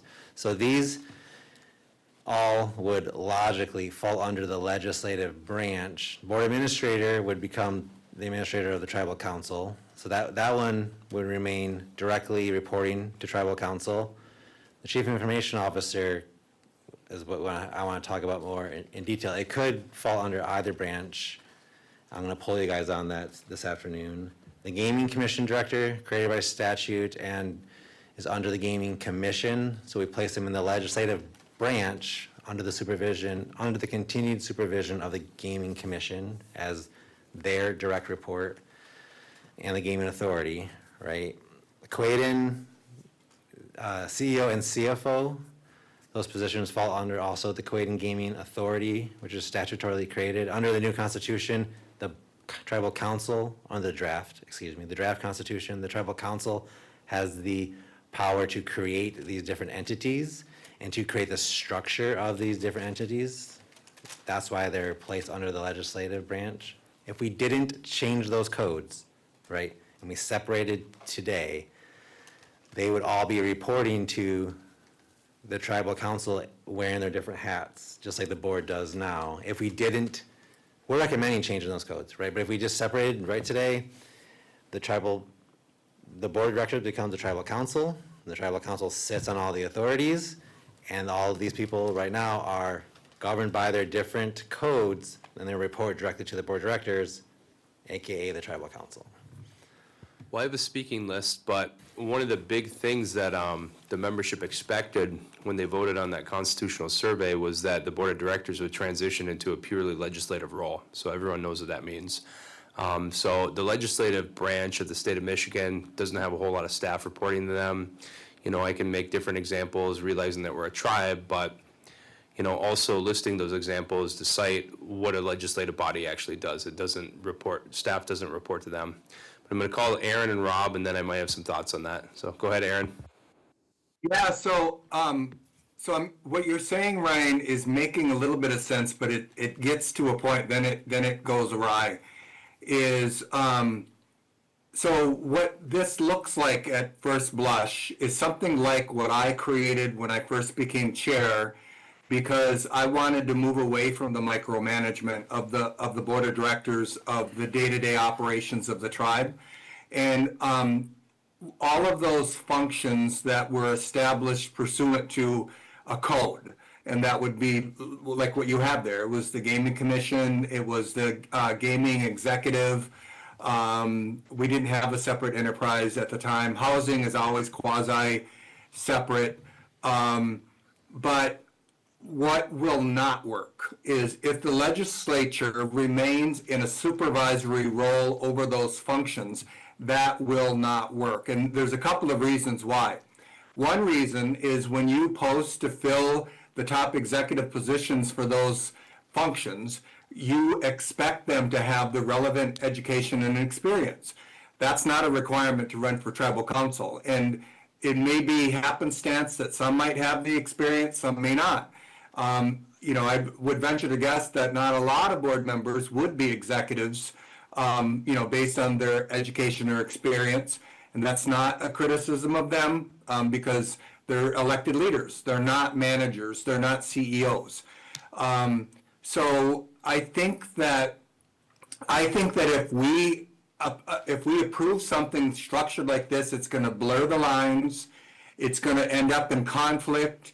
You're going to have, you know, the legislative branch wanting to exercise authority as administrators and supervisory, disciplining the heads of those functions. And, you know, the other thing we know is through the current structure, there's a blurification of responsibility.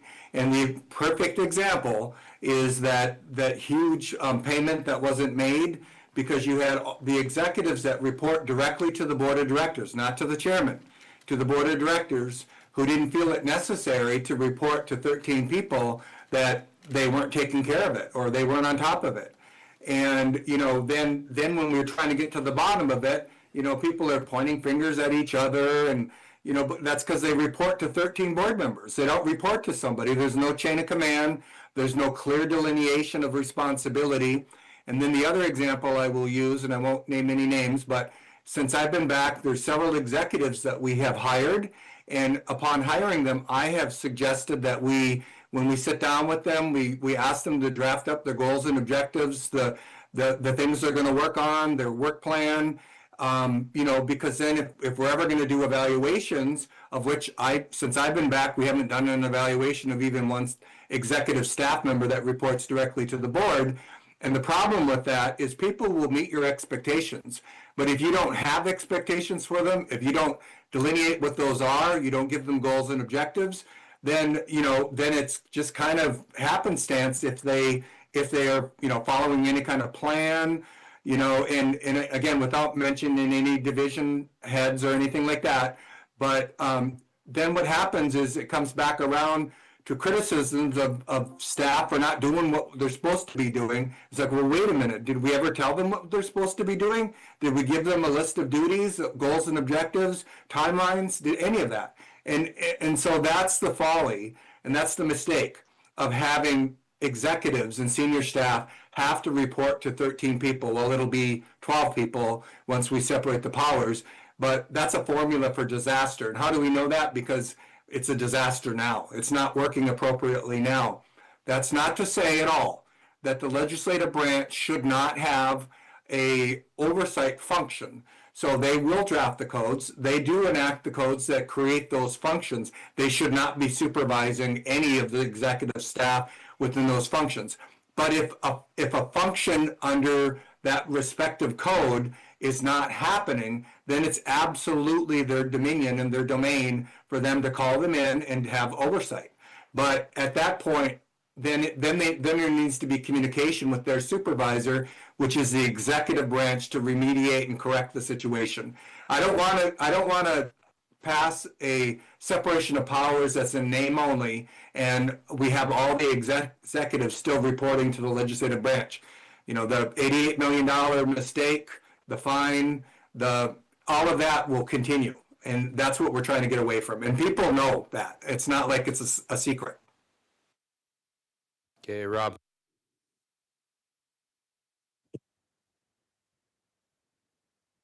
So the purpose of separating the powers is so that way each branch can carry out their function. The legislative branch should establish policy and legislation, and the executive branch needs to carry out the functions of that policy and legislation. The legislative branch retains the power of the purse strings, which means they get to approve and modify the budget, and to carry out those modifications need to be the executive branch. So I understand we have the different boards, the gaming authority, the EDC board, housing, but at the end of the day, Ryan, do you believe that we need to create an actual separation within each of these divisions too, or can we do it by code that says each of these entities will follow the same legislation as the separation? Because I think they could still be managed the same as the separation, but I don't know if it has to be independent or if those codes can mirror our constitutional amendment and the codes that follow the membership vote on the amendment. Yeah, Rob, I think what you do, so we spent a lot of years trying to create separate legal silos that can stand on their own if push came to shove with legal liability, etc. What you don't want to potentially do, it's a policy choice, but maybe what you don't want to do is when you separate your government, throw all those entities back under the governmental executive branch and diminish the legal separation that you've been trying to create with having an enterprise authority, right, a co-aiding gaming authority, et cetera. So then what I would recommend is you take the codes. I'm sorry, Rob, can I finish my thought before I forget it? Do you mind? Okay. I was saying something different. No, I'm just a long-winded answer for you, right? So one, you don't want to throw everything necessarily under the executive branch and diminish what you've been building up with these legal separate silos, as we call them. But what you do want to do is you want to take the gaming authority code, the housing authority code, the enterprise authority code, and you want to create that governing body to not be tribal council. You want to use the executive branch's nomination power and the tribal council's confirmation power to create that independent body that is going to oversee those different authorities. I would not recommend tribal council to continue to supervise them, nor would I recommend that the, OGMA, if you're trying to retain all that legal separation that we've been building to with our authority codes, retain that power. It should be its own governing body, which would oversee those necessary key employees or whatever you call them in the future. So you don't want either, they're under a branch, right? They're ultimately going to fall on one of the branches, but you don't want the tribal council, nor do you want the OGMA to oversee every single part of the tribe, unless the policy decision is to use this terminology, we're squishing back together and we're not trying to build that legal separation anymore. No, I was thinking that we keep the legal separation, we worked hard at these pillars, but within the separate entities there, that we actually create the separation that we did on a governmental level. So let's say for gaming, for instance, you will have the board still be in the head of policy and procedure in the budget, and then within the gaming authority, we would name whoever holds the chair seat as the executive of the gaming authority. Could we do something like that? That's what I'm saying. But still, I see what you mean. Yeah, that's something we could do. If we're trying not to quote errant payment and blur the lines, that doesn't help us not blur the lines of the branches going, crossing over the aisle, so to speak. But it's not necessarily a bad thing. The branches have to work together. But if you're having council create the budget, or the authority create the budget, policy, et cetera, and then you have the OGMA delegated as the top of the gaming authority, that is something that's a structure we can work on and flesh out, certainly. But that's not gonna help the goal of not, quote, blurring the lines. What does help not, blurring the lines is having those bodies be independent governing bodies of the tribe. That's what other tribes who have done this successfully, a lot of them do that. They'll have their enterprise authority or their holding corporation, whatever they call it, and it has its own governing body, has its own CEO, and it does not have a direct line to the president of that tribe or to the tribal council of that tribe. Certainly, that's just one model, and we can work hard to make whatever model the majority of this board wants to make work. And certainly, Rob, your suggestion is something I think we could find a way to do and still preserve that separation. I think it'd be a little harder, though. well, I don't want to create any more work or make it more confusing, and I definitely don't believe that they should be independent of any branch, but I think that within the separated pillars, I think that we could still create the separation of powers that mirrors the government, but the legislative branch wouldn't create the budget. It would be the executive and the CEO of whatever division would present the legislator the budget that they feel is best to execute whatever goals are set for it, and then the legislative body would review and ask questions and then ask for modifications based on collaborative goals between us and the executive. But what I'm saying is everything we did in code, or everything we do in code after the membership votes on a separation, couldn't that also be done within each of these pillars and still keep the separation of powers, but also still keep the separation legally, so that way we're not opening ourselves up to any liability outside of each of our pillars?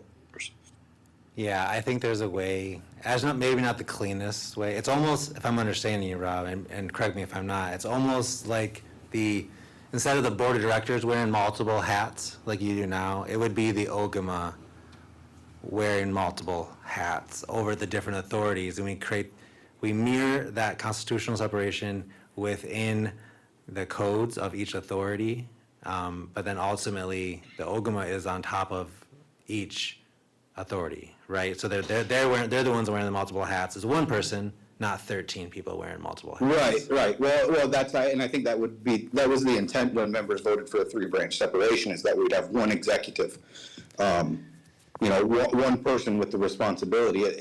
Like it was already pointed out today, when you have 13, a whole lot of finger pointing goes around. When you have one, that's the one that was responsible for it, and I think that legislation works best when you have an assortment of representatives of our membership from all units who develops the policy and procedure, and then but implementation is never going to be effective with 13 people from all different units that only meet once a week, that has no idea what staff really do on a day-to-day basis. You need one person that's at the head of your government that works with these people every single day. And that's just my opinion, but also I think that I wouldn't say this puts the executive in a bunch of different hats. I think it puts them in the same hat, but in many different rooms. And I think that was the intent of the three-branch separation. Yeah. Along with an independent court that could check our power, which is the main purpose. I'll respectfully agree to disagree a little bit, Rob. I understand where you're going. I don't think it's the cleanest nor the best legal structure to do it that way, but if that's the way we build it, we will help you guys build it that way, certainly. Well, I'm definitely hoping to hear what you have to say, Ryan, because I'm not a legal expert. I have a couple of things to say as well. So I've been with the Also, tribe. hold on, I'm not done.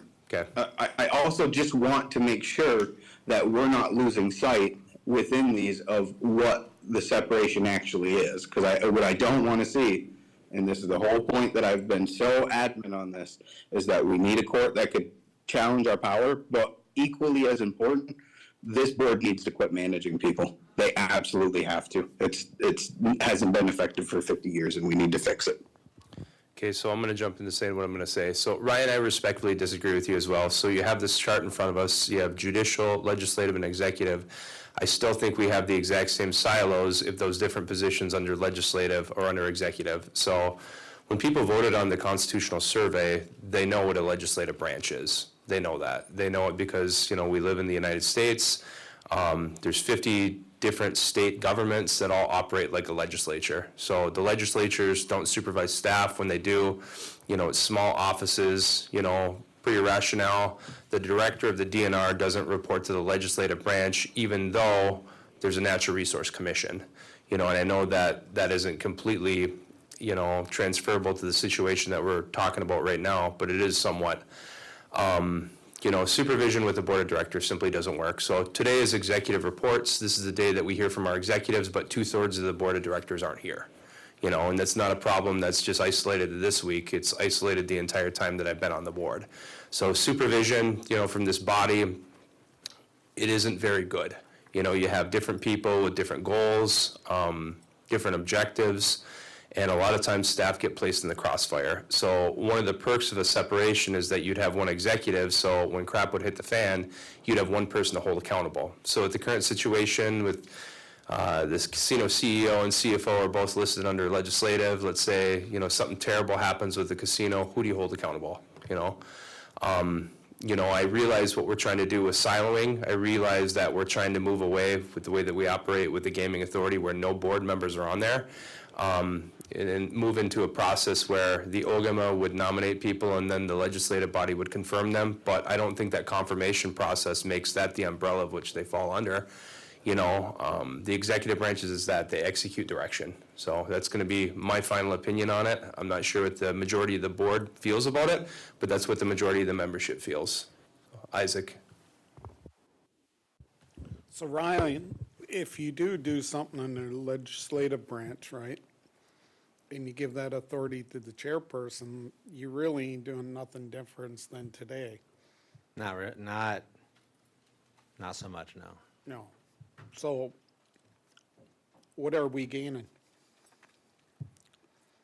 Is it What do you better to look at a executive that we hire just be over the enterprises? Well, that's sort of the structure we have now, right? We have our CEO over the enterprises. Of course, they have to they have to answer to the governing body. They don't answer really to nobody. I mean, we don't evaluate any of our key employees and have it for a long time. Yeah.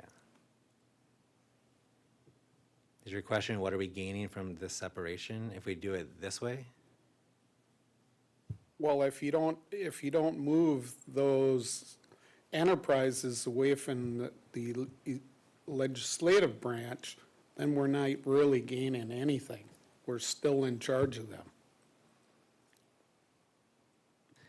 Yeah, well, either way, you're gonna have to change your code. If you want it to be under executive, you have to change your code. If you want it to be under its own governing body, you have to change your code. We probably gotta go back and look at your draft amendments, because that's not quite how they read with the OGM being over all the authorities. That's up to the legislature right now in the amendments to determine how they create a tribal entity and what kind of governing board is over that tribal entity. So that's all in the legislative branch's powers right now, which the majority of you all pulled and approved. So we'll have to, if we're switching gears, it's fine, but we'll have to go back to that section and make sure that the majority is happy or unhappy with the language and change it. Because right now, under the draft amendments, the legislature has the power to create all the different authorities and the power to create their governing structure. The governing structure can be OGMA governs them, or it can be gaming authority still governs, and this is the new way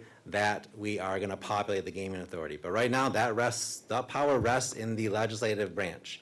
If you sent out the secretary election today and you passed your constitution amendments, that's where the power lies, and statute will dictate who is over each separate entity.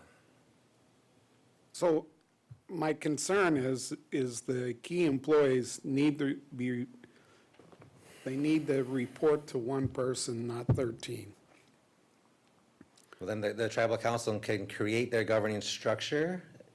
Maybe they have a But then where is governing it board, and then they create. siloed in that aspect? Well, that goes to Rob's point, right? To create a mirror of our separation in the code. So then the legislature dictates, here's Kuwait and Gaming, Kuwait and Casinos Gaming Authority, and here's how they function, and here is the individual that they ultimately report to, the CEO. But then where's the whatever. checks and balances?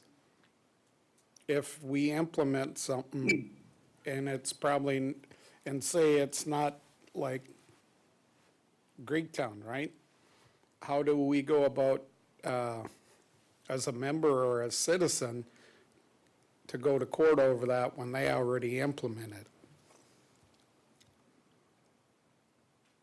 It depends on what you're trying to go to court over, if they're violating, if you think If we the pass code violates. legislation, right, to do something that we all can agree that it shouldn't happen, what's the process then when it's pretty much before, if it, with the OGMA, at least he can decline it and send it back to us. And then you need full majority to enact that legislation. Right, so your check is the OGMA for your legislation. There's also a check for referendum Yeah, but still, right? if The legislation citizens. is over the enterprises, right, they can institute any change they want to. And the OGMA is gonna be kind of left out on the How are they gonna backseat. implement any change? So it has to be pursuant to their code, which their code's adopted by the tribal council and signed into law by the OGMA, and then, so they're sideboarded by their authority code. Truly If they're agree with passing, that. if they're going outside of that code, then we have standing to But sue you guys. what if it's a day-to-day thing? Dated.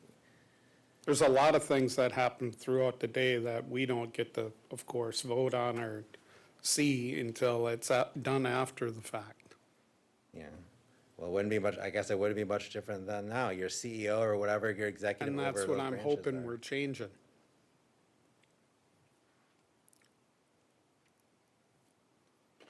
And we Look, still I hear, keep, no, I hear you guys. I hear you. I understand and we where you're still coming want to from. keep, you know, the, I'm showing you what your government's gonna look like if you pass your amendments. I'm not saying you should do one thing or another. I have some recommendations, but what I am saying is, this is how you are gonna look when you separate, because that is how you've built your authority codes. You can change them. That is something you can change now if you want.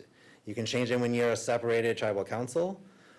Or you can go back to the amended drafts, right? And you can change it there and say, when the legislature creates all these boards, they are explicitly a department under the executive branch. That is not, I'm just telling you guys, that is not what your amendments say right now. And we had robust discussion on this, and we polled you guys multiple times, and at the time, the majority agreed with the language that was in the amendments now. But it does not do what you're now telling me at this table to do. I'm just so we're on the same page. so what do we do? What's the best scenario so we keep the silos in place?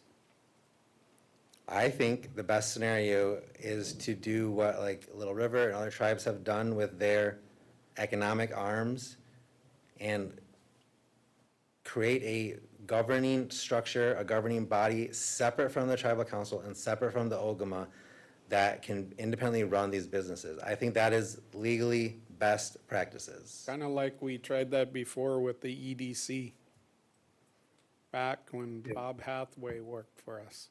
Yeah. If I can chime in, what Ryan's suggesting that we do is that we continue to have the different boards run each business. So example, we have a gaming authority that run the casino. We're developing an enterprise authority that govern enterprise, and then we boot the board of directors off, and we have professional people within those fields occupy those seats. That way they're professionally guided. I think what the concern is, Why is it still under legislative, and what do we got to do to move it to executive? We'll have I'll have to go back and look at that section of the amended Constitution. Okay. Draft and give you guys some language, because that's not how it's gonna fall right now if we separate. Okay. I'm gonna call Aaron, Rob, then we'll take a quick 5-minute breather. Okay, so Ryan, you're almost there, okay? You're almost there. I've studied government, that's my graduate degrees in government. And my expertise is in tribal government, and, not just my academics, but, 30 years. And what the people voted on is not what's being represented right now. The people do not expect the legislative branch to be in any management function at all. They don't want that. The people do not want lay people that are not executives with expertise in those particular areas to be to be managing and supervising. Oversight is a different matter. And the codes can be written so that the legislature has full oversight authority, right? But the way that this is defaulting, I think it's because we're stuck in an old way of thinking, and that's just the way tribes are doing it now. And I want to clarify something, because I do know Ogima Romanelli really well, and I know their system really well. Their legislative branch does not manage their EDC, they don't manage their gaming authority, none of that. They don't get to step into the casino and start barking out commands. That's why I just said. In the past, okay, but the way that you've structured it here, and the way you've explained it, it's up to the benevolence of the legislative branch to write the codes or change the codes that can change that under their authority. I'm not supportive of that, and I don't think that's what the people polled on.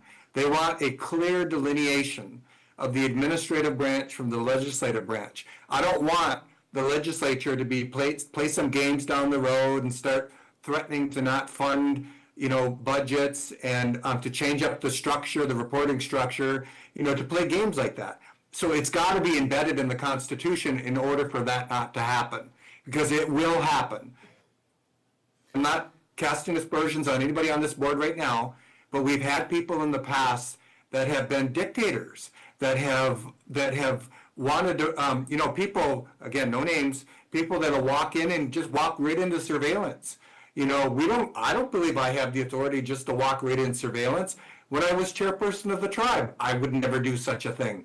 But we had board members in the past that felt no problem with walking right into surveillance, looking at the cameras, checking out what people are looking at. That's not a legislative function at all. That's not an oversight function at all. And half the executives in this room will recognize this. Ryan, you're still relatively new, but maybe you experienced it too. We've had board members in the past who will walk into the CFO's office and start telling them how to reconcile travel or what, signature authority needs to be followed or not followed. That whole thing with that investigation that we had in December of 2020, that the CFO, general counsel, and the tribal CEO did an assessment to the board administrative review and found that an executive was violating the signature authority. As it turns out, it was because the board member was telling the CFO at the time to do it. And so if we don't make clear that the legislative branch are not managers, they're not executives, they're not supervisors, they're not qualified. If we don't make that clear in what we amend, then we're going to end up in litigation after litigation after litigation to clarify what it was that we meant. All means all. Remember that? Remember, all means all. How many times we went round and round and round, and we can't leave up to interpretation what the role of the legislative branch is in intruding on the executive branch. One final thing, and I can say this with confidence. Austin can recognize it and echo it if he wants. There's few people in this tribe that have ever served in the executive role. When the people elect you, they elect you to be the person that's in charge. They don't elect you to make excuses or say, oh, well, it's up to the board, it's up to the board. They expect the executive, and that's the person who they elect, the sole person who they all elect. Everybody else gets elected by unit.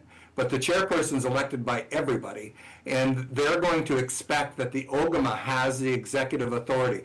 That's not to say that I don't support what you're saying with respect to having a separate code, because that is the Harvard project. I know Joseph Kalt very well. I went to his retirement party. He's the guy that defined what the Harvard tribal business model was, which was to create independence from lay people who may or may not have run a business, may or may not can balance their checkbook, to oversee businesses.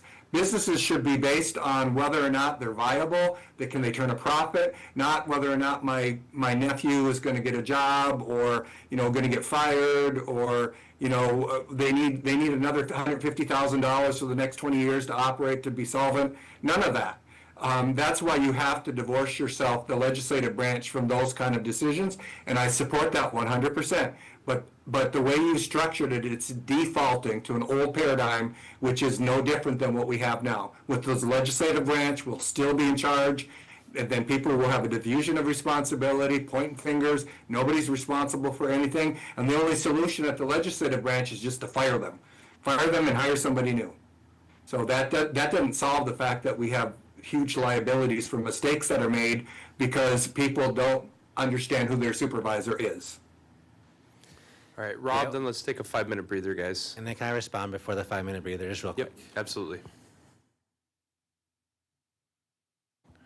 Rob, your hand was up. Do you want to speak? I didn't put my hand down. I'm good, though. Okay, go ahead, Ryan, then we'll take a little break. I think we're mostly all saying the same thing. I don't want you all to be in charge of the authorities either. I don't want the board, tribal council, to be in charge of the authorities. I structured this memo based on what you all, when I say you, the majority polls of how you wanted the amendments structured in our Constitution through a ton of workshops, right? So this is good. This is a good exercise to show you how, under the current draft amendments, how things are probably going to fall, right? And I agree with you, Aaron. I don't think Little River doesn't have their legislature managing the day-to-day, and I'm not advocating for that. I don't want the legislature managing the day-to-day. I want to make sure that I'm helping you draft something that is going to preserve your legal silo structure that you've put a lot of time and effort into putting into place. And I might lose this battle with you all, and that's fine, but I'm going to continue to advise that the OGMA is not directly over the other authorities. I think it pierces through the government separation that we're trying to do. I also agree with you. I do not want tribal council to run the day-to-day. I want the governing body of each authority to be comprised of individuals that are more geared towards the expertise, as Austin said, of those authorities, and I want them to have a CEO that runs all the day-to-day, and the legislature doesn't have to have any hand in it unless something goes awry, or they have to do a budget mod, or they are tweaking the code for some reason, and they have the check and balance right on that by the OGMA office, the people, and the court.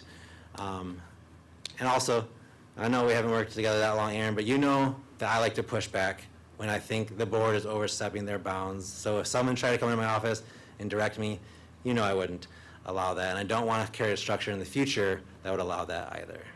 So. That's good. All right, let's take just about a 5-minute break. We'll reconvene at 3:05.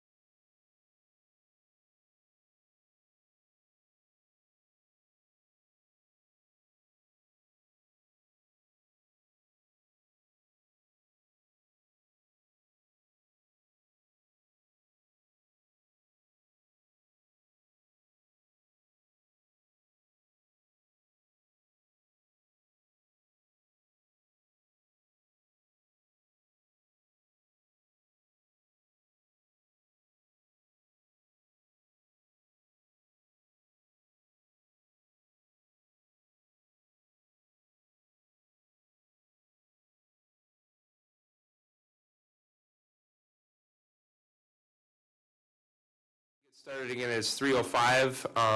This is a important topic, and we'll take breaks as we need. So go ahead, Ryan, let's pick up where we left off.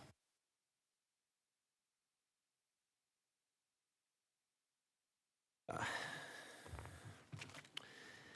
trying to figure out where we should go from here based on our discussion, honestly.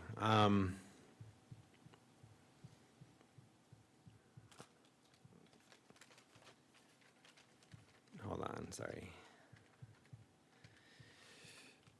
I guess what I'm gonna do is, I know we're not everyone's in attendance, but I need some direction on if you want me to revisit the legislative's power in the amended constitution to somehow set it up so where the OGMA is over every single authority. Is that the direction the majority wants to go in? It's gonna take me looking at the amendment again and seeing if we need to tweak some language. This timeline, this timeline won't be ready to go publicly posted, which is fine too. I'll have to rework this.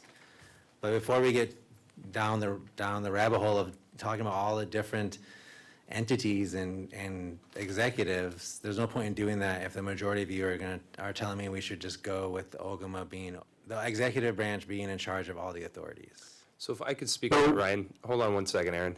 I think. Yeah, and I want to clarify, that's not what I'm saying. Okay, hold on, Aaron. I think what they're basically wanting is a clear separation from the board of directors from staff. No more supervision. Obviously, there'd be a handful of positions that the board of directors who would transition to the legislative branch would supervise, a legislative attorney, a board administrator, positions like that. But from the people I've spoken to, they want a clear divorce from the board of directors and the key employees. So I think that there's a lot of value in having the expert committees provide that supervision. So like that would include the gaming authority, so the casino CEO reports to the gaming authority, the OGMA makes nominations, the legislative branch confirms them, and then obviously within that gaming authority, you'd no longer have any board members in those roles. It would just be me or who's ever in the OGMA's office nominating people with true gaming experience, true gaming expertise. However, I don't think that a lot of people want gaming to be under the legislative branch. Whatever we have to do to switch it, that's what I would be in support of. But, the process would remain the same. You'd have a gaming authority oversee a CEO.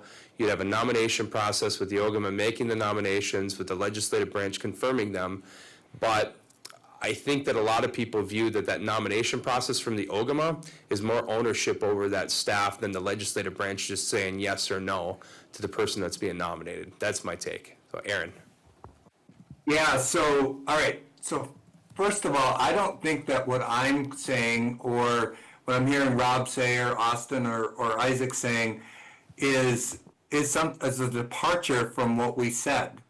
What maybe it was misunderstood what we said, but we've been really adamant all along that the legislative branch not have any administrative functions going forward at all. All right, so I've got a couple of examples that might help. All right, and again, this is going to sound really nerdy, but I do have a graduate degree in public administration, public policy. There are several federal agencies that are established by. Can I do I'm sorry, can I do a point of information before Ryan changes all this, though? I'm not sure. I'm just. Yeah, we haven't agreed to Ryan, I'm just Ryan, making notes. before I'm just my making point of notes. information. Okay. Yeah. Okay. Sorry. Austin, my point of information is, before Ryan changes all this, is this what we polled on already, or this is what the code dictates? Because those two things are very different. If we polled on these things, are we just ignoring the polls that we have taken? I say no. We've never polled, hold on a second, hold on, everyone stop. So we've never polled that these specific positions are under certain branches of government. This is Ryan's interpretation based on us having these individual boards govern them. All right. Okay. Back to Aaron. All right, so all right, yeah, and so that's what I was saying is, it's it's a little difficult for me to understand that could be what was interpreted from what we said, but I'll make it really clear now. That is not at all what I said or what I intended. That's not at all what I've been writing to the membership about, or what people have been telling me what they voted on in the poll, or not voted, but polled on. That's not the conversations that I heard from several members of the board of directors. What we've said very clearly is we don't want the legislature to be supervising anybody except for the board administrative assistant and probably a legal counsel that they'll have to have, okay? So the examples that I want to give, is I'm a student of government, so, fault me for knowing this stuff, but the Fed doesn't report to the president. If you've been watching the federal news at all in the last couple of years, we've got a rogue president trying to violate and cross boundary lines that were established by the legislature and pursuant to the Constitution. And the Fed does not report to the president. The president wants to direct the Fed to do low interest rates and to make the economy look better, blah, blah, blah, blah, blah. It's a contamination and a bastardization of the federal process. So there's an example. The Community Finance Protection Bureau is another one that was established by the legislature. The president can nominate, but the president doesn't supervise the executive in the Community Finance Protection Bureau. The legislature doesn't either. They report to through oversight, through government oversight. So what I'm looking for is a regulatory structure that divorces the legislature from having any day-to-day direction of the regulatory bodies. So who are the regulatory bodies? They're the Gaming Commission, they're the Gaming Authority, they're the EDC. I would argue it's also the tribal court. And when I became chairperson, because I knew what we had before and I didn't want to operate that way anymore, I didn't want to be a dictator. So I created a functional separation of powers by moving all of those entities out from under the chairperson when I had the authority to supervise and make org chart changes. And they then were quasi-independent. The legislature couldn't order them what to do, haul their butts into and report to the board of directors. They couldn't do that. And the chairperson had no role in telling them who to adjudicate or who not to adjudicate or how to operate the court, because that's improper. So, and I don't want the OGMA to have that authority. I don't want the OGMA to be directing the Gaming Commission executive to do this or to do that, to hire this person, hire that person. I don't want that either. But the default that you presented, Ryan, at the beginning is 100% not what I intended, and I don't believe what several members of the board intended. Maybe some will want that because some don't want to separate the legislative from the executive branch, or some want to maintain the status quo. There's a whole bunch of people, I think, that didn't want to make a change at all. But that's not what the people want. The people want a clear separation. They don't want the legislature to be acting as managers, micromanaging operations, telling who to hire, who to fire, that sort of thing. They don't want that. That's also a contamination and a bastardization of government. That is not good government. So what you have up here is kind of moving in that direction, and it's creating those regulatory authorities, but we have to be very clear in the language in the Constitution that the legislature does not supervise those positions. They don't have the ability to hire or fire those people, nor should they. And because that's what the people are asking for. I will concede that I don't think that the OGMA should have the authority to hire and fire those people. Ryan, you did kind of explain you're kind of on the right path. No, you are on the right path with respect to the OGMA makes the nomination and the legislature ratifies. That way everybody has a say, so hopefully the qualified people will come forward. We know that isn't always the case at the federal level, but so that's what I'm looking for. And we're not explaining something as a departure from what we polled on, not at all. We polled on creating a clear delineation of the executive and legislative and judicial branches, and we don't want to believe that. Now, one final comment is, if we're debating this now and not quite understanding, and Ryan, I don't know where you're going to land, if you'll be the executive attorney or the legislative attorney, but you're presenting what you believed was true, It's not what I believe was true. That is exactly why we have to be clear in the Constitution. Because if we're not clear in the Constitution, we're going to end up with the legislature supervising staff over those authorities, and that is not what we want.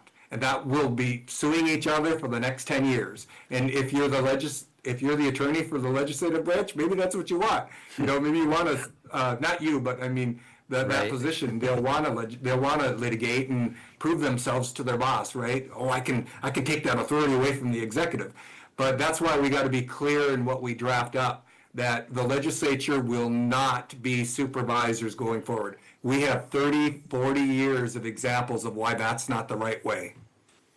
All right, Thanks. so Ryan, I think that the chart that you created cleans it up. I think it's a major improvement. The only thing that I would recommend changing is above the chart where it says summary of which branch the key employees would fall under. I would say entity, body, something other than branch, because obviously authorities isn't a branch of government, but I think that definitely helps. Bridget, then Kim. Well, Ryan, I just want to say that I've only heard 3 to 4 people speak against this. So I don't want to, I see you making changes like it's everybody, the majority is raising their hand or something.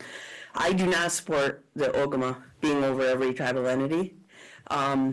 2010, there was a separation. I know people think that's old news or it doesn't matter, but it does matter. That's what is currently in place. When chairmen were elected after 2010, they knew that the chairman didn't have those authorities. So to say that people expect the chairman to have those responsibilities is not true. You know, Aaron said that we have a president that's rogue. I don't know what we think is going to happen with our tribe in the same situation. We're going to be suing each other all the time. So to me, Ryan took what we said, what we pulled on, and put it together, and now people don't like it the way it looks. That's the way I get it. Okay, Kim. I guess my concern here is that chief executive level staff don't need day-to-day direction. That's why they sit where they sit, because they're the experts in their field. So I'm not really sure, I guess, what we're trying to do, but I don't think that it's going to work out with day-to-day direction. It's still going to be micromanagement. And that doesn't just mean for Austin. You never know who's going to be sitting in that chair. And then to need approval for every operational move because they feel like they have to report back to somebody. I feel like we're taking our executives and we are minimizing their expertise.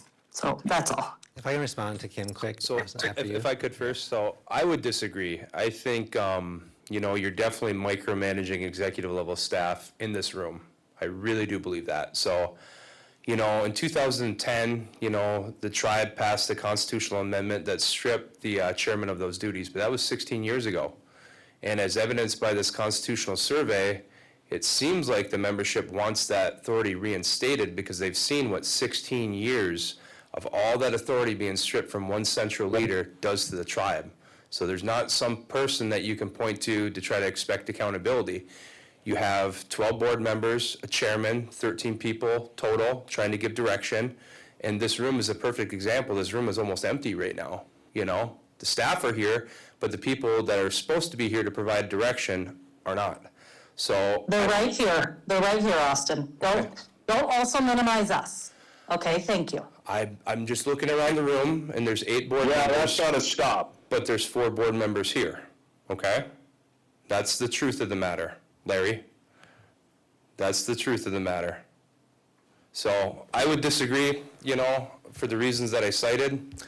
You know, the members spoke, the survey results were overwhelming. You don't see survey results like that elsewhere in politics. And I'll just leave it at that.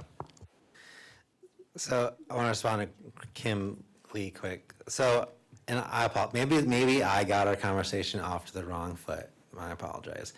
When I started this conversation, I said this is where all the entities fall in terms of the branches, not in terms of who supervises. I didn't even get to scroll down to explain the supervision of any of these branches because we started discussing, and this is not good or bad, but then Rob asked me a question on how we could codify it. And we started talking about, is the executive over all these branches? And here we are, an hour later.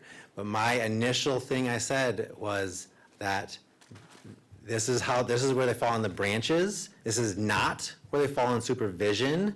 And that I recommended that the authorities have independent governing bodies. That's how I started our conversation. And I don't know I'm sorry, but I don't know how it got to where we are now. But a lot of what you said, Aaron, is what I prefaced our conversation with. So I apologize that our conversation got sideways. But I do not think we are that far off of the same page, because that's literally what I said when I started this conversation. All right, so I got Aaron and Rob, and then hopefully we could provide direction if you still need it, and then hopefully we can move on. Yeah, so I don't think we're that far off either. Obviously, because there's some level of disagreement at this level now, then we're retreading back to advocating for not having a separation of powers. There is no way that anybody with a straight face could face the membership who were just polled and have made clear they want a separation of powers. They do not want the legislative branch to be supervising anybody. They don't. And if people believe that, they're not listening to the membership. They're not listening to the poll. They're not understanding or interpreting what the poll said.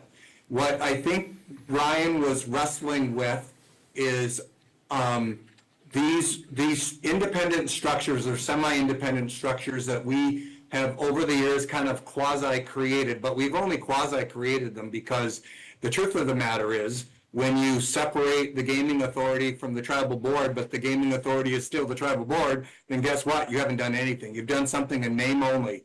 When the gaming commission is supposed to be separate by federal recommendation by the National Indian Gaming Commission from the gaming authority, and then the board of directors are all on except for one board member who likes to gamble, that's not a separation. That's not independence. That's not at all. So the gaming, all these regulatory structures should not at all be reporting to the board of directors. And so I think Ryan had them underneath the legislative structure because they'll exist pursuant to some legislation that will delineate what the role and responsibility is. But if we go backwards and we then put the board of directors in a supervisory role over anybody other than the board administrative assistant and probably like their own legal counsel, that is not what the people asked for. And I think it's laughable to suggest otherwise. And I guess finally, we're not supposed to comment on what each other is saying, but what I heard Kim to say was that none of us should be in a supervisory role over those functions. What I didn't hear is whether she believes the legislature should be supervising the Gaming Commission executive or the Kuwaitan CEO or the Kuwaitan CFO or the housing director or enterprise CEO. And if that's what people believe, that is not what the people just said. The people want a clear separation of powers. And I appreciate, Austin, you bringing to light the amendment that was done in 2010. Some of you weren't even here, so you're guessing at what the board intended. I think Lana's the only one that is still here from that era. And Denny says that what the board voted on was to just take the title out.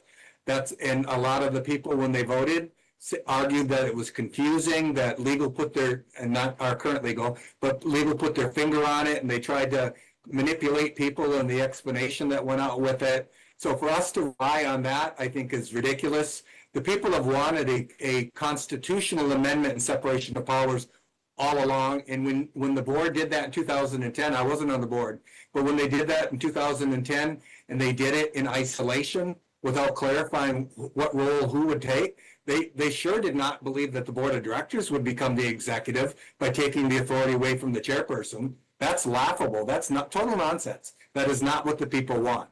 They don't want the board of directors to be executives. If you want to be an executive, go get the requisite education and experience, apply for the job and compete for it. Like the people, like the tribal members who do have the job right now. So we don't have a shortage of tribal members that are qualified. We do have qualified tribal members to do those jobs. Go get those qualifications and apply for it and see if you get the job. Okay, so this is a list I have. I have Rob, Kimley, Lana. We're not making a whole lot of progress. So what I recommend doing, we exhaust this speakers list. Ryan, do you need direction at the end of this? No, at the end of the speaker list, I think I understand. I'm gonna go through that. I'm gonna show you the new version of that table. I think we're good. It stays true to the Constitution draft amendments. I don't think you need to change anything in your Constitution necessarily, but I'll wait to see how the speaker list plays out. Okay, so how about this? How about we just scroll forward to the areas that you need some direction? Otherwise, we're just gonna argue all day. You I don't guys even- okay with yeah. that? I don't think anyone's interested in hearing us argue back and forth, back and forth, back and forth, so we can just call it good. What do you guys think? Okay. You good with that, Ryan? Yes, of course. Are those on the speakers list good with it, or they need to talk? And that's one of the, I'm good, because I said what I already said, but I wanted to counterpoint, but unless one of the other speakers have something substantial to add, my problem is I don't think argument's a bad thing. I think that argument shows where everyone stands, it shows our membership, what we're working towards, but it also helps us work through what we need for code. Like Ryan bringing this up definitely sparked some conversations, and I think that the way that it's structured was a little bit different than some of us imagined, and that's not Ryan's fault. It's more on us for not asking the questions when we polled for it to lead like this. But I don't have any problem with argument or debate. I think that it's a good thing. I do have a problem with people saying that I've only heard a couple people on this board oppose this, when really this isn't about the board. We got thousands of members who told us exactly how they feel. Who cares what the board members think at this point? This is for the members. So again, I would just urge us just to scroll to the areas of this document where Ryan needs direction at this point. He's stating that we don't need direction on this, so if you guys are okay, let's move on. Let's try to get something accomplished today. You good with that? I don't know that I'm good with that. Okay, go ahead then, Kim. And I also don't think disagreement is a bad thing. I think it's healthy as long as it's done tactfully. So I guess, Ryan, is what you're suggesting a similar concept to Sioux Tribe Inc.? Yeah, it'd be similar in concept to Sioux Tribe Inc. It wouldn't be its own corporation, but it would be a similar Right. structure, yes. So then meaning that oversight and power over any branch is minimized. So that's protecting our chief level staff. Am I grasping that correctly? That's correct. Okay, then I would like to pull a vote on your intentions to begin with, to go with that, because if that's the way it needs to be set up, to be the best avenue and functional, to make our businesses the best they can be, and the casinos, governmental structure, and gaming structure, then I agree with that. I don't think, because whether or not some people believe that education creates an expertise in everything, it creates an expertise in some things. So that doesn't mean that everybody's an expert in whatever the heck they want to be because they've got an education. So I'm just gonna throw that out there as well. That's all. Okay, Ryan, do you recommend this right here? They have in front of us, so like Kuwait and CFO, CEO, housing director, that falls under the authority, like STI, like Kim was just stating? Yeah, so So do I. this is what I recommend. So the chief judge, judicial branch, board administrator, I'll throw it in here, legislative attorney, right? That will probably be similar to a key employee. Then executive has GC, CEO, CFO, maybe health CEO, tribal registrar, CIO. The authorities have gaming commission director, Kuwait and CEO, Kuwait and CFO, housing director, enterprise CEO, maybe health CEO. I have to pull you on if you want to work towards a health authority. But this is generally what I recommend. What's in front of you on the screen right now. Yeah, I think when you create the column of authorities, it cleans it up and it's good compromise. Because, I mean, we can all realize that elected officials shouldn't be supervising the day-to-day operations. That's why we're creating the different authorities, and I would be supportive of a health authority as well. It would operate like a gaming authority. Who's ever in my position would nominate someone, board of directors would confirm them, and the people on there wouldn't be board members. They would be people that have health expertise, that have worked in health their entire careers, and that can guide that ship better than we can. So we good here, guys? Or we can keep talking? I have a quick thing. I just said, Lana's in front of me though. So, Lana, are you good, or you want to say something? No, I don't want to say Okay, anything. you good, Aaron, or can we move on? No, it'll be real quick. I just want to make it clear that I'm not at all saying that people within education are somehow better than people who are not. I said education and experience. So a member of the board of directors who's not been an executive anywhere doesn't have the experience to be an executive, okay? And I'm not singling anybody out. If you were a board member that has not been an executive or senior management anywhere or director level anywhere, then that's what I'm talking about. I don't think somebody who's a lay person who doesn't have that experience should be supervising an executive who does have that experience and or education. That's what I said. Which is exactly what I said. Okay, well, no, you said education, but we're not supposed to do this back and forth, but I think when we hire people, and we're lucky, we have a good cadre of qualified tribal members who have education and experience, and they're qualified. So let's not make any pretense that we're more qualified than them. And if we're not more qualified than them, we should not be supervising them. That's bottom line. That's humility. That's one of the 7 grandfathers. Thanks. All right, let's take a 5-minute break, and then we'll pick up where we left off. Let's take a breather.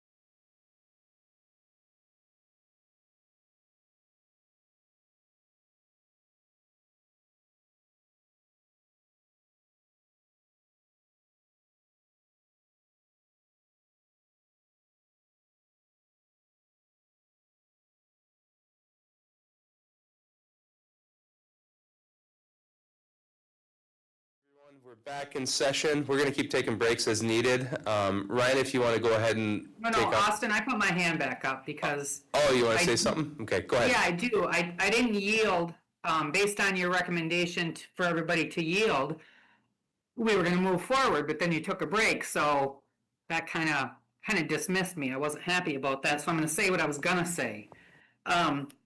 You know, I also lived the constitutional amendment when we separated the CEO from the chairperson. And my interpretation, and still to members' interpretation today, was they took that authority away from that one person, that chairperson. You weren't the chair at the time. So there is still people that don't want that same authority, but 16 years later, we do have to have a balance. And the executives, when we took the CEO out of the Constitution, the executives were to run those things, and day-to-day was minimal to the board of directors. The board of directors included the chairperson, and it still does include the chairperson. We are one unit of government, the chair and the board of directors. So now, 16 years later, we do have to find a balance. And that balance is, Kim brought it up very well, is those authorities. So that's a good avenue for us to go down, but I did live it, and we did clearly take the CEO authorities out of the day-to-day of the tribe. So there wasn't any misconception about that. No one's disputing that. No one's disputing that. So Aaron might have a different opinion, but, you know, the results of the constitutional survey speak for themselves. Thanks for hearing me out. People change their mind. So go ahead, Ryan. Okay, the next one I need to pull, this is the Chief Information Officer. So I think we're good. We put them in the executive branch, and we all agreed on the new table up there. So if they're in the executive branch, I'm gonna recommend that their supervision is with the OGMA. So that's the next poll. We had in here tribal council, if it was gonna be legislative, or IT commission, if we wanted to create some separation. Based on our robust conversations, I think this is how I'm gonna currently recommend it. Executive branch, as above, and then OGMA is the direct supervisor. So right now, we're trying to figure who the CIO reports to. So Right. your recommendation is executive OGMA. Yes. So you need a poll to figure out whether or not that's supported by the board. Yes. Okay, so we'll do this poll. Say yes if you're in support of Ryan's recommendation, no if you're not. If turns out that you're not supportive, we can go back to the think tank and figure out another solution to that. So you ready, guys? Yeah, so Ryan is recommending that the CIO report to the OGMA's office as a direct report. So state yes if you guys are in support of that. If you're not, state no, and then we'll try to figure out some different solutions. Can I say something before we poll? Yep, go ahead. The argument for some separate regulatory structure does not apply here, because we don't have a separate regulatory structure currently. We haven't talked about that. That's not been considered at all. So it needs to be placed somewhere, and it's either the executive or the legislature. So it's an easy one for me. Okay, we can poll, please. Kimberly Lee. Yes. Sean. Yes. Lana. No. Kimberly Gravel. Yes. Kimberly Hampton. Yes. Tyler. Yes. Larry. Is that yes, Larry? Can you repeat that, Larry? Yes. Okay, thank you. Rob. Yes. Bridget. No. Aaron. Yes. Isaac. Yes. Okay, so you have direction on that, Ryan. All right, let me scroll down. So health CEO, we changed the table of which entity they're under. So I'm gonna put in here, I'll change this to, instead of saying branch, entity, but this is right now, per the direction, an authority with the supervision being the health authority My if we're gonna do that structure and lay out the health CEO and work towards a health authority, this would be my recommendation that they report to the health authority that we'll have to create. So this Not would to Oklahoma operate and like not- the other authorities, I nominate, board/legislature confirms. Correct. Okay. Tyler, then Lana. So Ryan, this will go under the same column as the other ones, noting that we're following our current legislation until new legislation is created, correct? That's correct. Okay, then I will support that. Thank you. Lana? So the screen above the CIO, what authority was that under when we first started? The executive or the legislative, or was it under the authorities that we were going to create, like you're talking about now for the health? The CIO was listed under legislative with an asterisk because I wanted to pull it. It was listed under legislative because they have to oversee the entire IT policy of the entire tribe. And so we had them under legislative, and we were recommending maybe to contemplate creating like an IT commission or IT authority. Like we were going down a couple of years back. Yeah, but I think, and we can certainly work towards that in the future, but I think right now, based on our language in the Constitution Amendment draft and our discussions earlier, we can structure it where it's under the executive branch and supervision to the OGMA, and then the tribal council creates all the law, policy, et cetera, still globally for the entire tribe and all its entities, and the CIO with the OGMA execute them. I think that's appropriate. Okay, thank you. Okay. So, back to where we were, Respect to Ryan? the health, did we conclude the health one, or? No, we're still working on it, Aaron. Oh, okay, well, I've got my hand raised. All right, go ahead, Aaron. So, so here, this might surprise people, because I think if you're thinking in black and white terms, this or that, legislative or executive, that's too simplistic and, for how we should be doing this.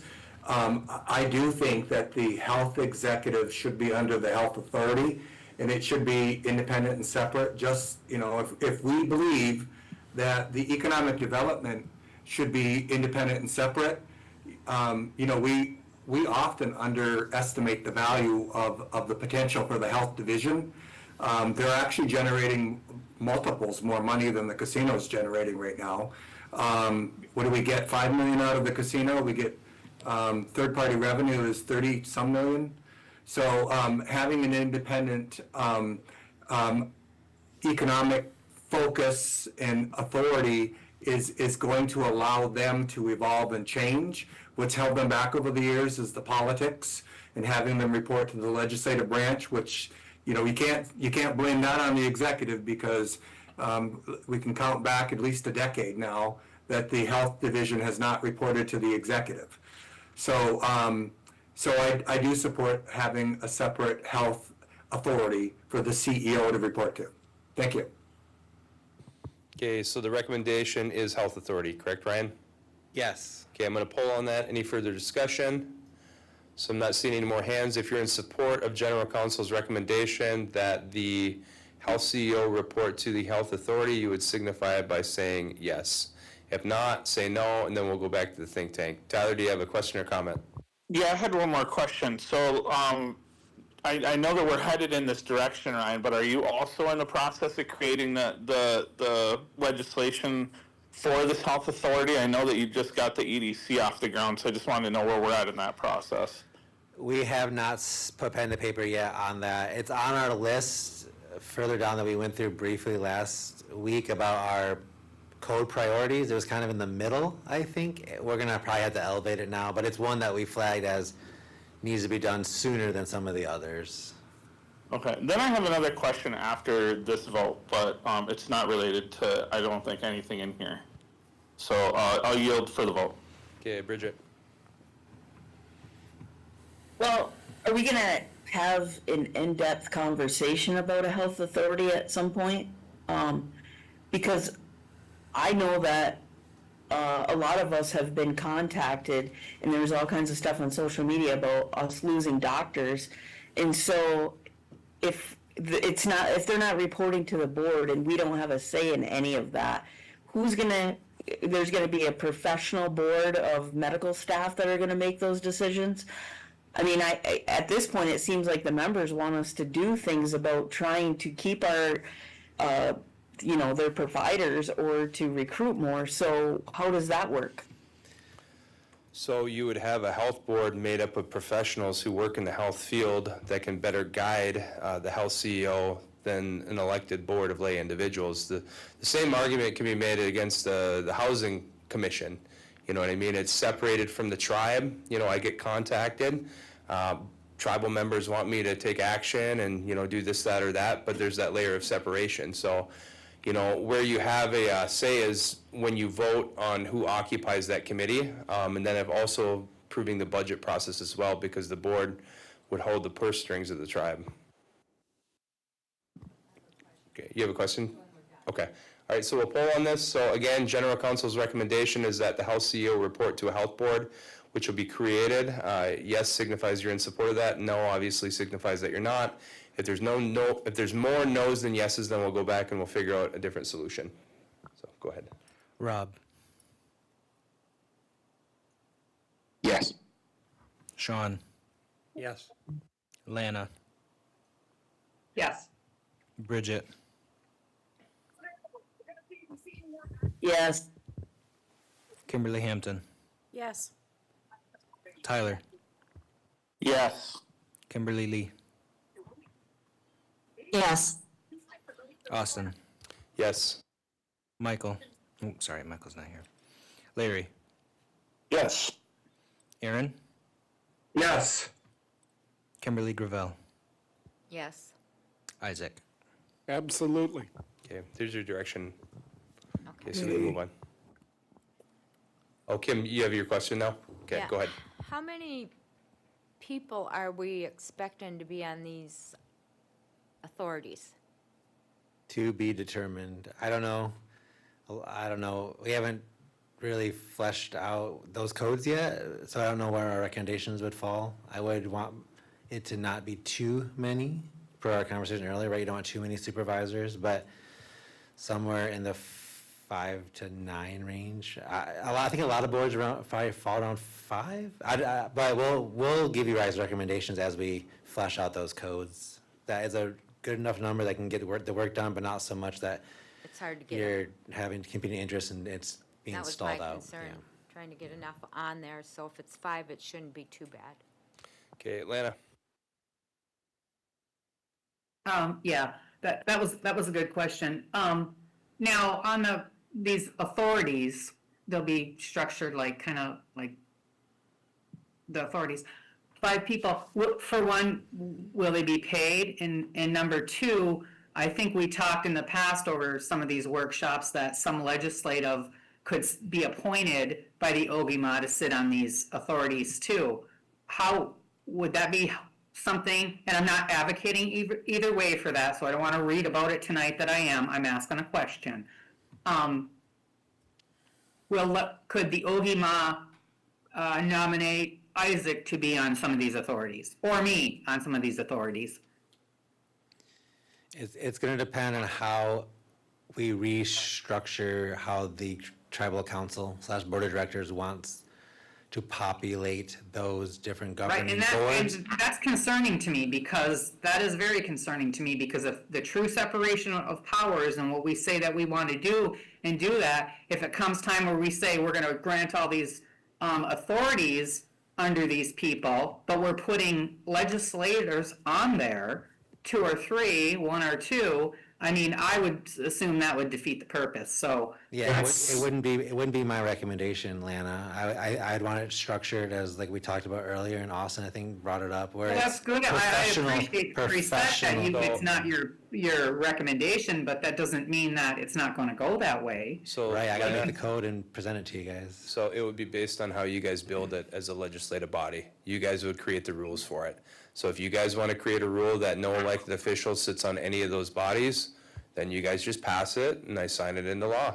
You know, but I can tell you right now, I'm not gonna nominate a single board member to any of those committees, because it wouldn't Well, be you're the not, purpose. Austin, and I appreciate that, but that doesn't mean the next Ogama might not. So you have to build it within your legislature.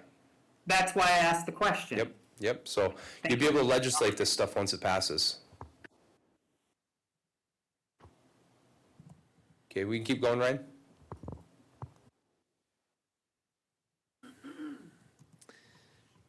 All right, the next one, I just added today as I was thinking about things that are popping up over the last few weeks and conversations I've had with staff and with different board members, whether, it's not strictly a constitutional thing, it's more of a code thing, but whether we want to create kind of a tribal ombudsman, like an independent investigator who can field complaints that citizens bring against the different entities, branches, government departments, etc.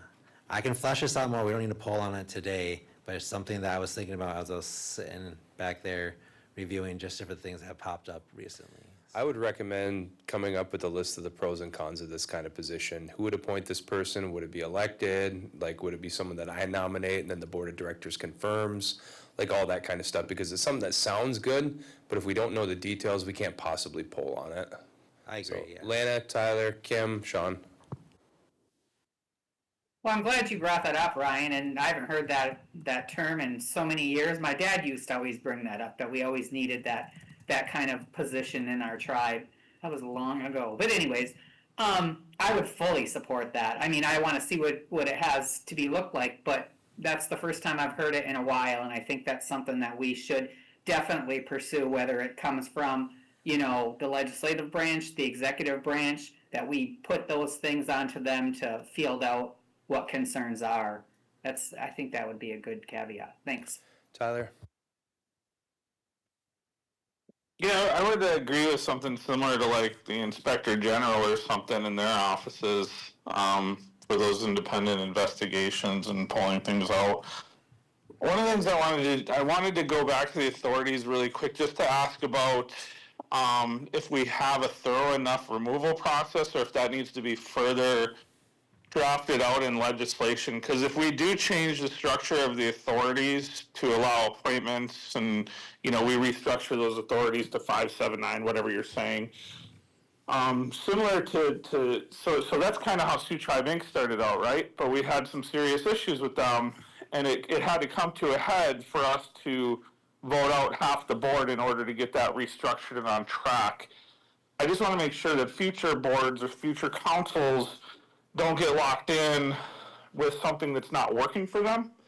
So I just want to make sure that, it doesn't need to go into this clearly, but I just want to make sure that we're flagging that we need a robust removal process or a transition process from one government to the next, so that they don't get stuck with a previous government's decision. You know what I'm saying?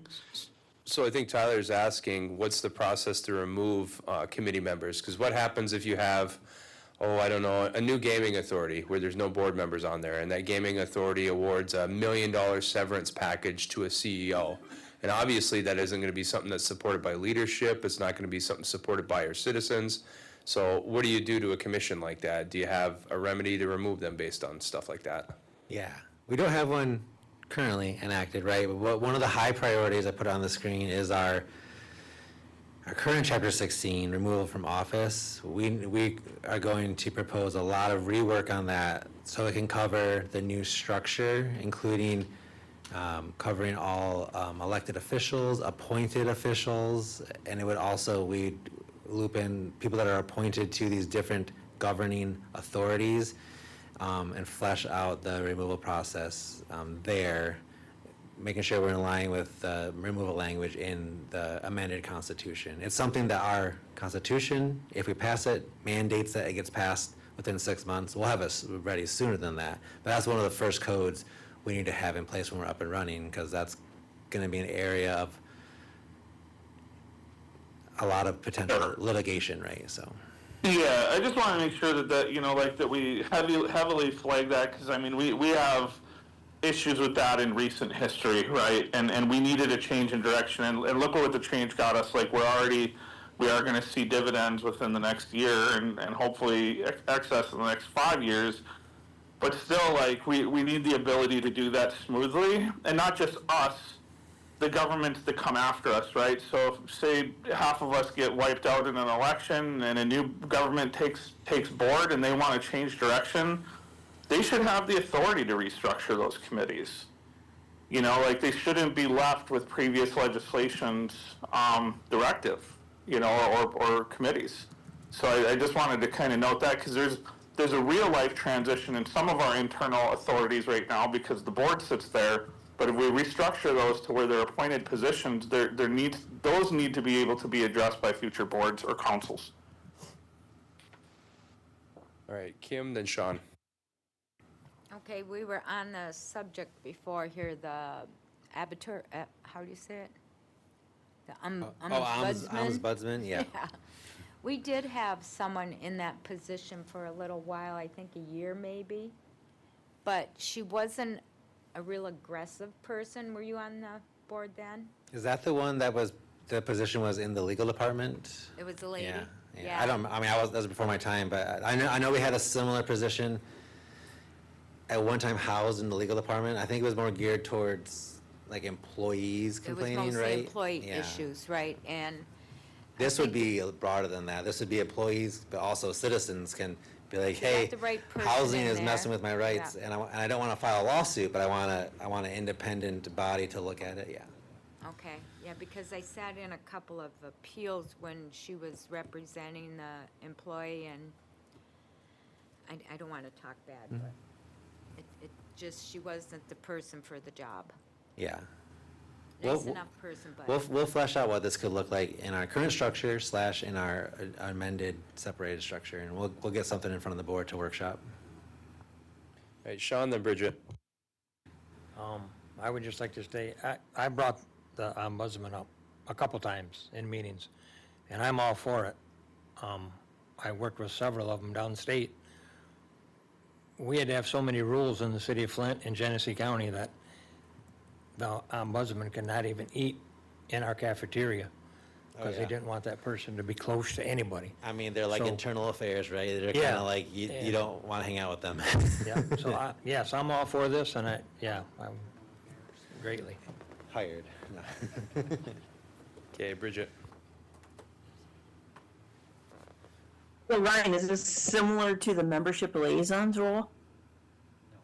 No, it would be more, you probably want someone who has some kind of legal background or investigatory background, and they would be, I mean, they probably would be housing in the executive department somewhere, maybe the legal department, but they would be kind of like our budgets department is now, where they almost work independently because they need to be able to permeate and check and balance every single area of the tribe and do independent investigations and not be swayed by council or the GC or the OGMA. So it would be very different than the liaison. It would be an investigative type position that could deep dive into when a complaint is filed that might have merit into an organization of the tribe that may be violating the law. So I would think that we would need way more than one person to do that role, or at least a staff of people, because we know that there's going to be a lot of complaints, I'm sure. Yeah, we'll flesh out some options for you guys. Lana. Yeah, I'm looking forward to seeing those options because it would be a crucial role. But what's going to be the deciding factor is, because every department, like you said, the citizens can bring it, the employees can bring it. It'd be so much broader than membership liaison or what we had before for HR. But it couldn't be housed really under anything. It has to have total separation, even from legal, because we get complaints about legal too, and us. Yeah. So, Yeah. I don't know how that would structure, but they would have to be completely autonomous to any of us. Yeah, we'd have to create the separation. We'd do it through legislation and create the separation and make sure it's an entirely independent body, subject to, of course, our removal code if they're doing something wrong. But otherwise, yeah, they need to have no influence from any of the branches, et cetera. Right, right, okay, thank you. Okay, we can keep going, Ryan. All right, I'm just gonna flag this for you guys. I'm gonna move, these 4 codes are in the middle priority. They're the authority codes. I'm gonna move them to high priority, and I might have to tweak this timeline a bit, but I think those should be higher priority given our discussion today. I think I had one more poll. Let me find it. Okay, this section here is in part added because we think it's a good idea, but also in part because Director Payment had brought a resolution that was referred to legal to start working on a timeline for how we could start codifying the separation of powers while we continue to work on our plan to get this in front of the citizens in a secretarial election. So this is, over the next 90 days, the codes, not 90 days, why did I put that? 9 months, next 9 months. Sorry, 90 days, that'd be crazy. Over the next 9 months of this year, what we could work on, if the board wants us to start codifying some of these separations based on our current amended draft constitution. And so a lot of these codes can get up and running sooner than waiting before our citizens vote on the separation. And we flagged for the first 90 days to focus on the tribal court and the appeals code. That would create by code the independence of the judiciary.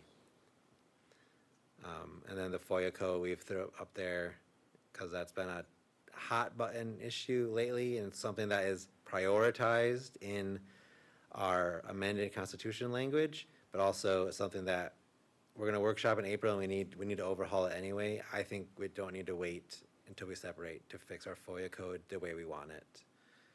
So are you asking for direction on this, Ryan? I'm asking for no objection or permission to start codifying the separation.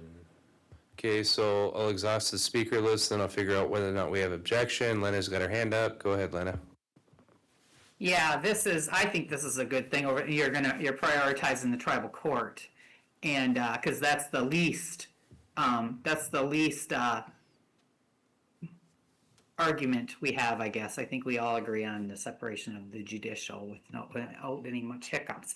But when you are codifying these codes, what's the input you're gonna get, Ryan? Will you meet with the court? Will you meet with the appellate court? How will that go? Here's the approach that I will take, and I've told the board this before. I will reach out to the court, both the trial court and the Court of Appeals. I will solicit their feedback.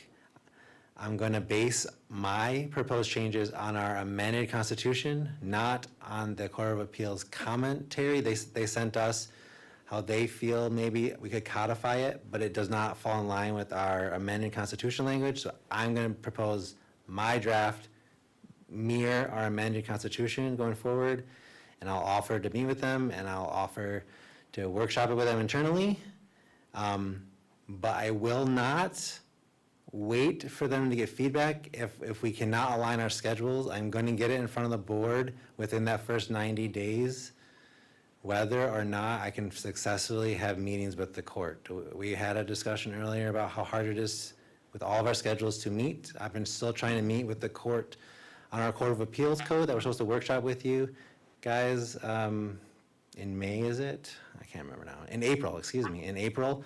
We have not been able to align our schedules. I cannot and will not wait for the internal departments to make time for me. I need to get these codes in front of you. So if I have to go it alone, I will, but I will try my best to get all the feedback from all the departments. Yep, I appreciate that. I appreciate that. And even though we'll have that workshop time to codify these codes, so that will give them an ample time to do that too, if your schedules don't meet. But I am glad you're prioritizing the judicial. Thanks.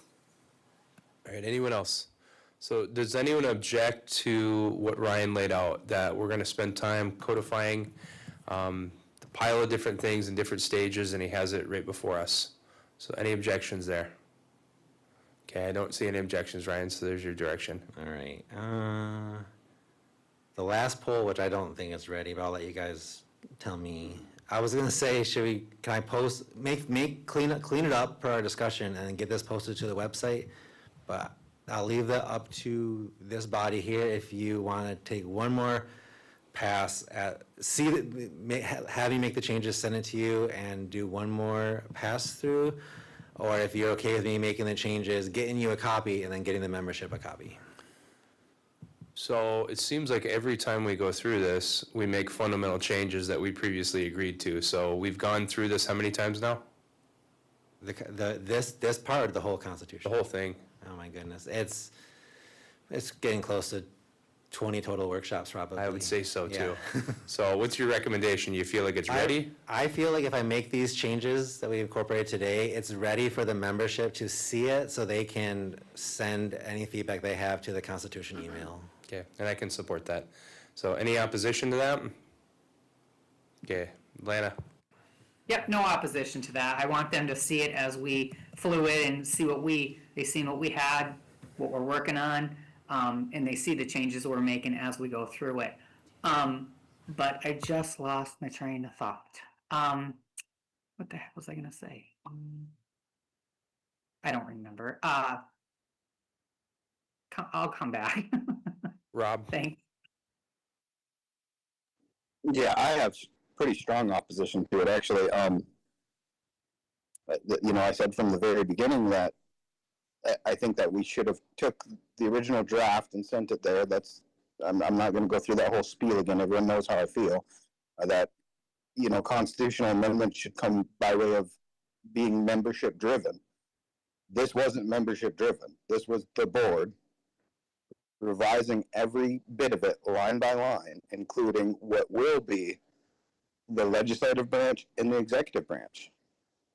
I haven't heard from our court. I would like to hear from the court. I preferred that the legislative or the executive didn't have any input when it went to the BIA. They should have done the first revision. Or not the first revision, but they should have done the first look, so it went straight from committee to the BIA, and then they would have done their technical review and sent it back to us, and then we should have had a conversation with our membership. So, but now that the executive and the legislator had input, our input was based on our perspective of how we think it'll work best. So we allowed two of the branches to work through the entire document and completely shut out the other branch. I would prefer that the two branches didn't do it, but now that we went down this road, I think all three branches need their input. Isaac?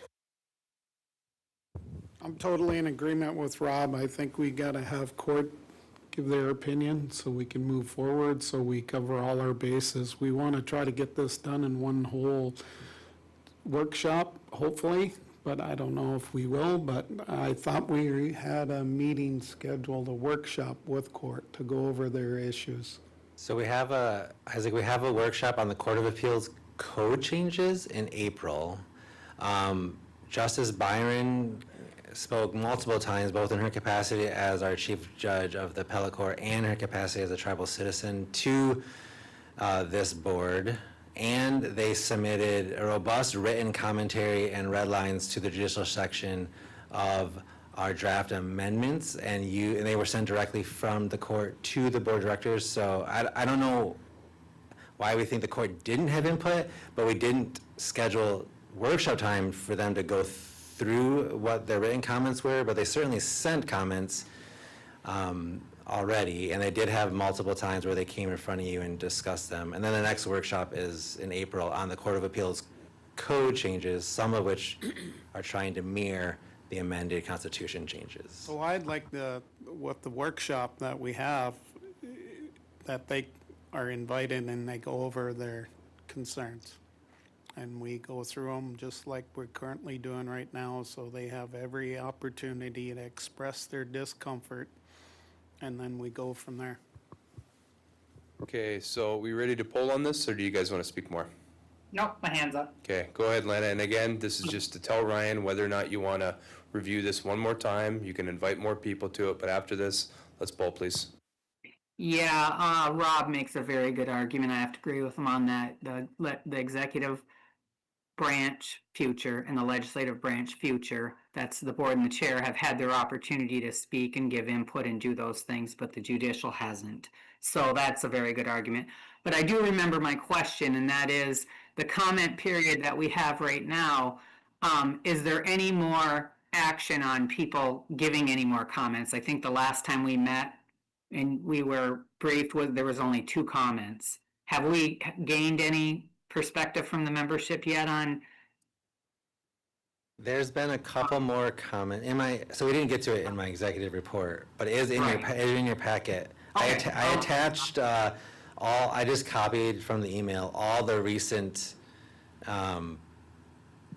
constitutional feedback. I think we had one more email since I sent you that, but almost all the comments, except for that one email I got yesterday, are in your packet. Okay, and then Isaac, asked the question as well that I wanted to know. I thought we scheduled a workshop for them to come in. Now, you said they're coming in April to go over the code changes. Is that gonna, and then you said that, they gave input, we seen their input. Was any of that incorporated into what we're proposing? A lot of their input is stuff that we had already workshopped and mitigated, but I'd have to look back, Lana. I don't remember making any specific red lines based on the codes or the Court of Appeals comments, but a lot of what they had brought up, I had already talked to Carrie about this too, that we had talked about them in various workshops, and a lot of them were from the board's majority going to be left to be fleshed out further in legislation. Okay, and we're only gonna get this one shot to finish this up, get a clean copy to the BIA, get the technical review back, and then send it out. So, just that one comment that Rob made about, us having the opportunity to go through and make changes per our own branch, and the court not having that same, we need to make time for that some way, somehow, even if, we have to do that. So I don't know if that April meeting is the one that is where we can do it. And I'm not proposing going over and changing everything, but we get one shot at this to do it right, and I'd rather keep doing it until we do get it right than miss that opportunity, because that is a good argument, so. I'm gonna throw you guys under the bus a little, so don't write me up for insubordination. Multiple times we meaning the legal department, had asked the board if you wanted the court to come in specifically to talk to you, and the direction was to have them come in through Carrie so she could talk, which she did. She had about 20 minutes one day, and then she had 2 times as a citizen, where she also spoke. And then to have them send written comments, I'm sure we can find Lana's email to the court to that effect. So I don't, it's not for lack of trying. We asked if the board majority wanted the court to come in. It's a little frustrating to be doing it now. Not that we shouldn't do it, but we tried previously. And then you got the comments and the feedback in the way that it was directed from the board office to the court. So Ryan's Yeah, and correct. I'm not blaming you on this part. So. All right, guys, we ready to pull? We have the special meeting in 15 minutes. So I think that we're probably going to elect to have another walkthrough of this document. Are we good to do that? Okay, so let's pull on this then, guys. So yes would signify that you want to go through this again. A no would signify, no you don't, you think it's ready, and Ryan can get it out to the members. So everyone clear? Okay, pull on it, please. Larry, Yes. Bridget, Yes. Tyler, Yes. Kimberly Hampton, Yes. Rob, Yes. Kimberly Gravel, Yes. Isaac, Yes. Kimberly Lee, Yes. Sean, Yes. Lana, Yep. Aaron, No. Austin. No. All right. Come on up, Janet. I know you want to say something. After this, we're going to go on recess, then we'll have the meeting. Hey, let us have it. Well, I think I let you have it every week, so I'm gonna do it again. Nobody asked you to rewrite the entire Constitution. Nobody. They asked for separation of powers. That was it. So here we sit, still doing it, and I have yet to see you do a weekend workshop for the membership where they can attend and put in their opinions because you're doing this in the middle of the day and people are working. That's not fair. That's not fair at all. What kind of leadership is that? It's leadership that hides from their people and hope they're getting it right. But again, I'm going to ask, I would like a fail-safe in that Constitution, Ryan. Because I keep mentioning it, but I'm not seeing anything. And it's so interesting because you would think it would be membership-driven.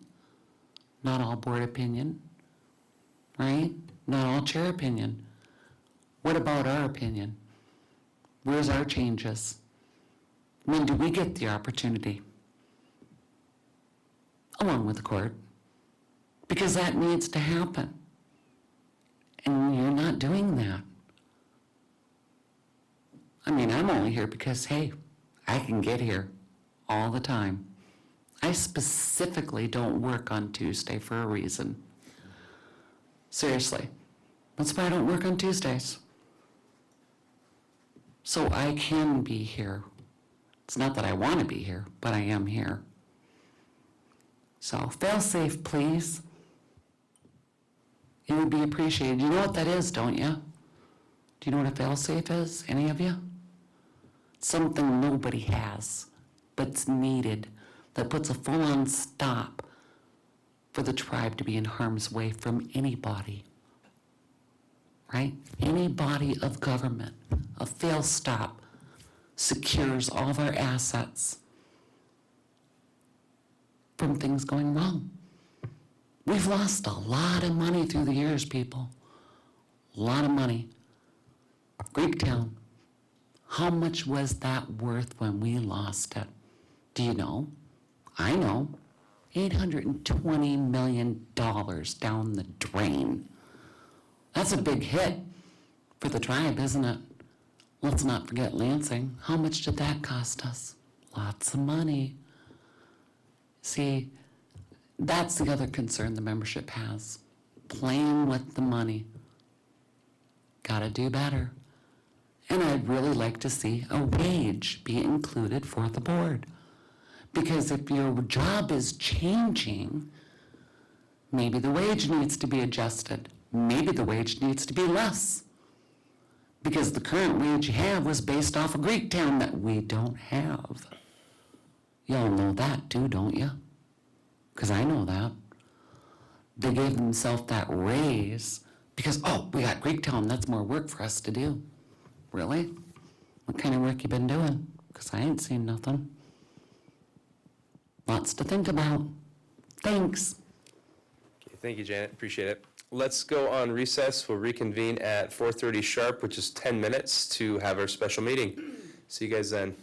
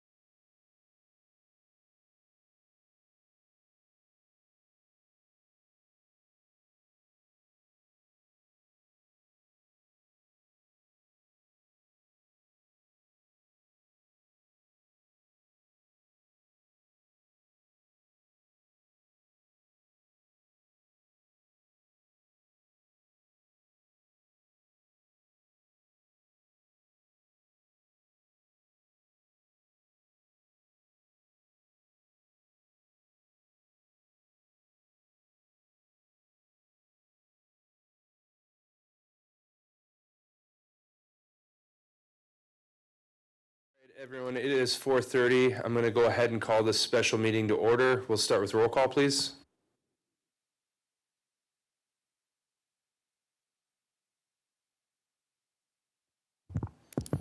Isaac. Here. Larry. Here. Tyler. Here. Kimberly Gravel. Here. Lana. Here. Bridget. Here. Aaron. Kimberly Hampton. Here. Sean. Rob. Here. Kimberly Lee. Here. See if Michael's joined yet. Michael? Nope. Austin. Here. Okay, everyone, we have a quorum. Before I move towards approving the agenda, I'd like all of us to stand for a moment of silence for Patrick McCoy. Patrick McCoy is a Sioux Tribe member. He recently walked on, and he's our TAP coordinator as well, and a very important person culturally in our community. I also ask that we keep Director Rob McGrory in our thoughts and prayers. Tomorrow he's receiving a kidney transplant, so moment of silence, please. And his stepmom, who's generously donating a kidney, Heather Corbier, who's now, his last name's McGrory. So a moment of silence, please.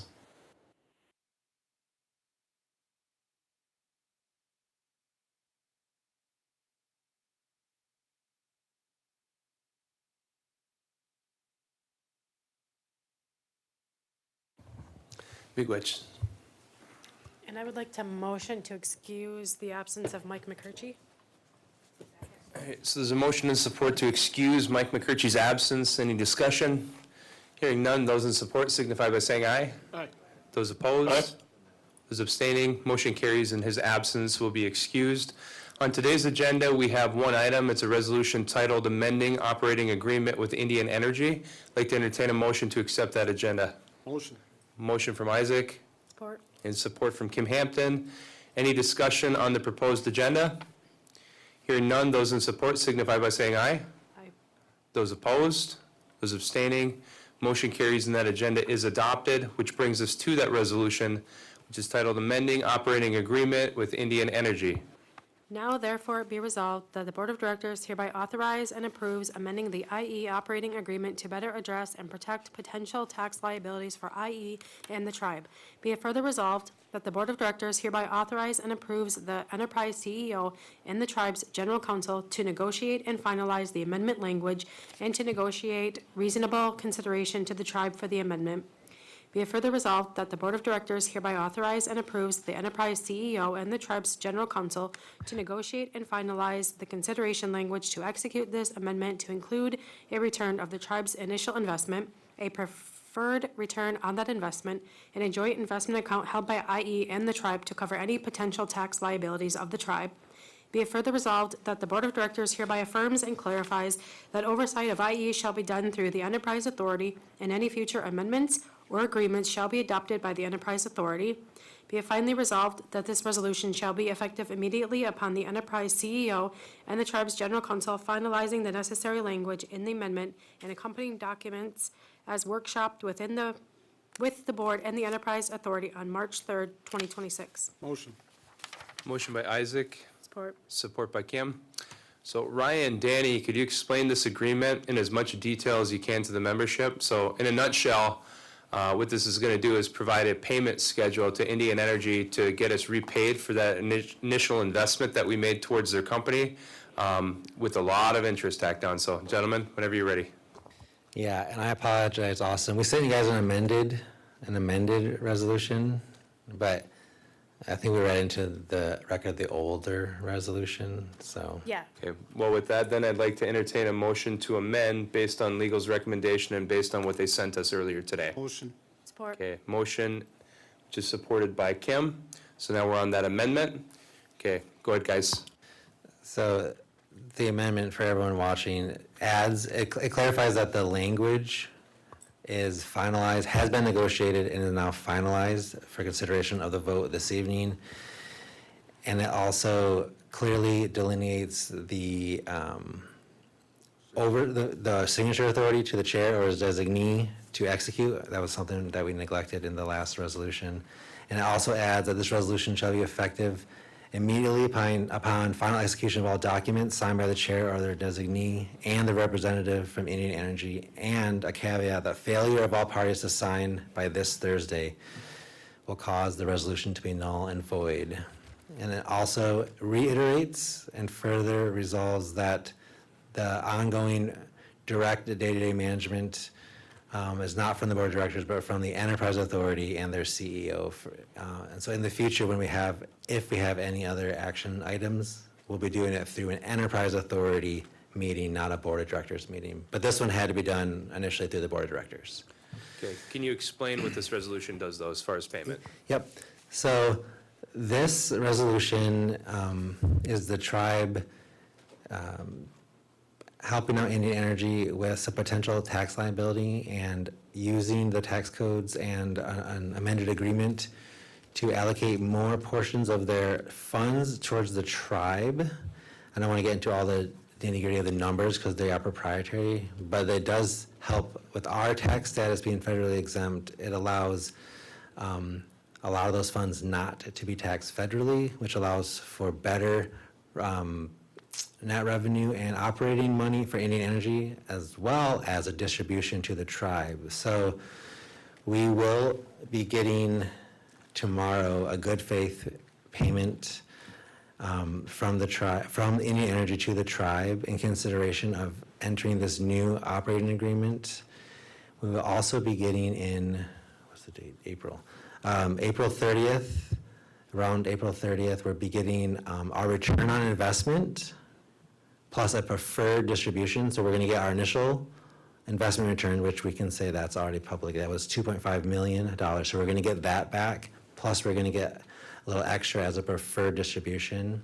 On top of that, we're going to open a joint investment account between the tribe and Indian Energy that sets aside another several $1 million that will be used to cover any potential unforeseen tax liabilities, though we think they probably won't occur, but if they do, it will definitely cover that. And then the tribe will have the ability in 3 years of that date to pull and draw all those funds plus the interest earned and put them into the general fund or whatever fund with the enterprise authority that the tribe chooses.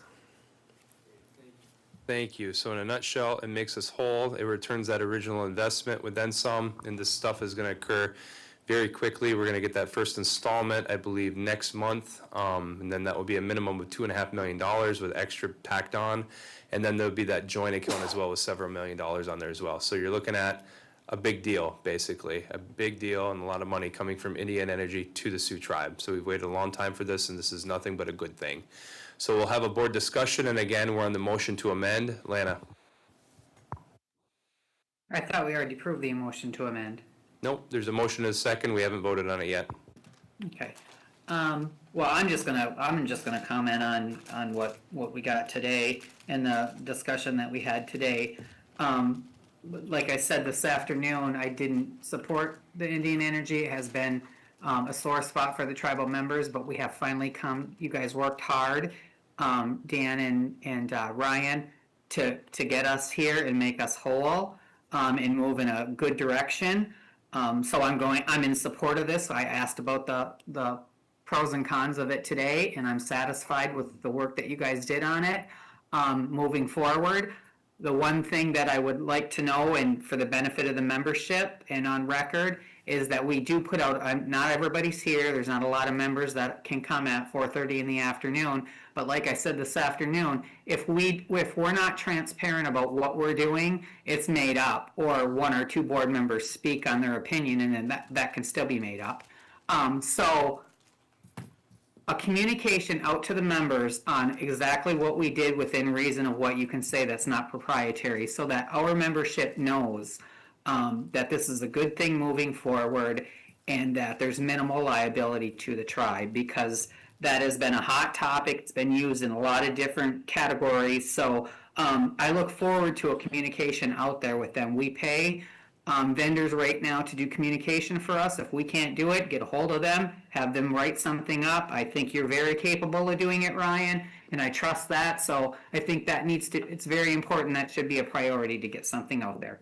Thank you. And we did talk about that earlier in my executive report, and yes, we're going to get something out to the membership as soon as we can that highlights all the good things that we did with Indiana Energy with this operating agreement amendment, including, right, the return of our investment plus some preferred distribution.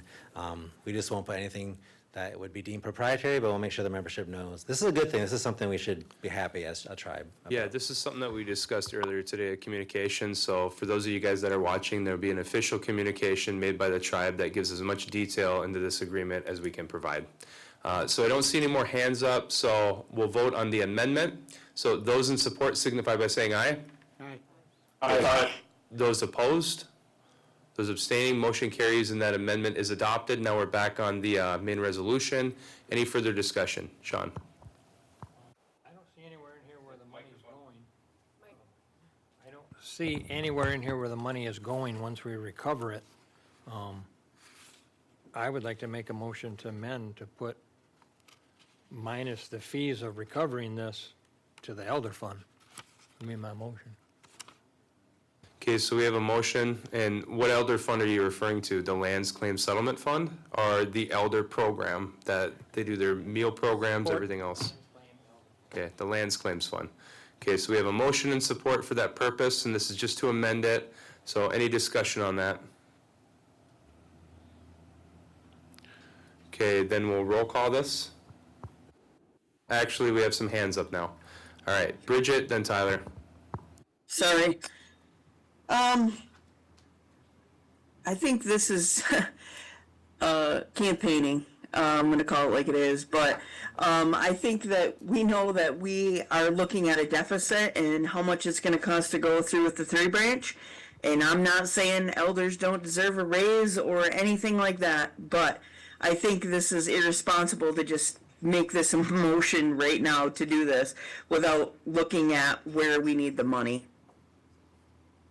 Okay, Tyler, then Kim. I'd actually agree, behind closed doors, our CFO did say that it should go to reimburse our general fund because it was pulled out of the general fund years ago. I would agree with the CFO's direction on this, plus we haven't really workshopped where the funds are gonna go. We do have additional funds coming down the road. I would say maybe we look at addressing those funds, but, why are we making last minute decisions in the middle of a board meeting when we have to approve this in order to get the tribe money and make us look like bad guys if we vote this amendment down? It's like are we just gonna have everything that comes in go to the elder fund to actively campaign when you're sitting at the board table from here on out? Like, this is absurd. All right, guys, I don't think we need to start throwing around the campaigning and accusation. So this is something that other tribes do routinely. I think the last 2 years in a row, Bay Mills has added 7 figures to their Lands Claim Settlement Fund. So let's stay away from that. Kim Gravel. Right, but doesn't this have a 3-year moratorium, I guess, that we can't really do anything with it until the 3 years are up? So you're going to get your initial down payment tomorrow, right? Right. And then your initial investment back in next month, right? And then at that same time as the initial investment, that will come, that 2.5 plus the preferred will come to the tribe. The other funds are going into the joint investment account. Okay, We'll sit and accrue interest for at least 3 years before we would pull them, but that's money that we're making money on, right? So some of it has to sit for a little bit, but the rest we'll get right away. The original investment amount you'll get right away. You good, Kim? Yep. Okay, Kim Hampton. Okay, I don't know that I want to motion to amend your motion to amend, but I do agree with Holly. I think that the good faith payment that we're going to get tomorrow should go into the Lands Claim Fund.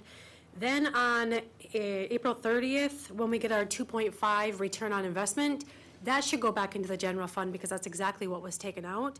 And then I think there should be something in our resolution just stating that the rest of the money that's going to come to us, that gets decided at a later date exactly where it goes. If that makes sense. It does. What about this for a compromise? If you pass this resolution as it is today, we will draft you a separate resolution that outlines how we're gonna divvy up the funds that are coming, and have you guys vote on that separately. Would that be amendable? We can also have a separate workshop where we have the different players in the tribe, talk about, where this money should be spent. So an argument can be made that it should be returned to the general fund. An argument can be made that a portion of it should be given to EDC to pay debt that they accumulated before Danny Doyle even got here. And, Danny has been slated with getting a payment from Indian Energy.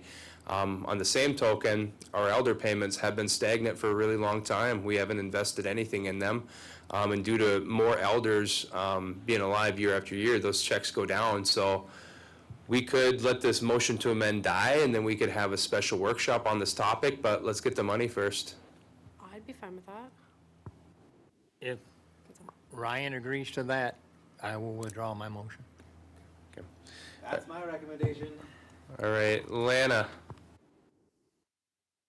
Yeah, I like the compromise. We need to get this done. We didn't have this discussion this afternoon. It got brought up here where to put the funds. I thought this afternoon it was stated that it would go in the general fund.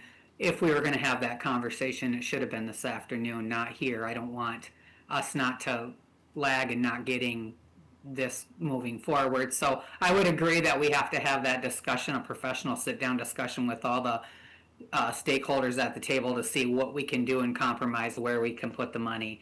But I agree, a couple of, the last two meetings have been, that's the big push is to put it in the land claims fund, and not saying that that's not the right thing to do, but it's not the right thing to do,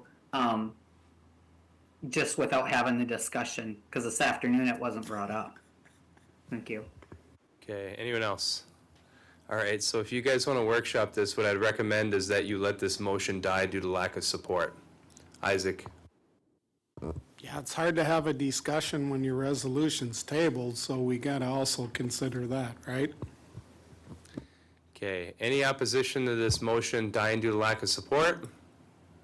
All right, hearing no opposition, we're gonna let that motion die due to lack of support. And once again, we're back on the main resolution. Any discussion? Okay, roll call, please. Tyler. Yes. Sean. Yes. Kimberly Gravel. Yes. Lana. Yes. Isaac. Yes. Larry. Yes. Kimberly Lee. Yes. Rob. Yes. Aaron. Bridget. Yes. Kimberly Hampton. Yes. All right, motion carries, and once again, there'll be an official communication in the near future that gives as much detail into this agreement as possible. So this is a good thing. I appreciate everyone that's been involved in this. We made that initial investment a lot of years ago to Indian Energy, and a lot of people questioned whether or not the tribe would ever be made whole, and today we were just made whole. We have to wait until those payment schedules get to where they need to be before those payments are made, but we feel really good about this, so I appreciate that. And with that, is there any objection to this special meeting adjourning? Okay, hearing none, we will adjourn. I appreciate it, and I'll see everyone next Tuesday.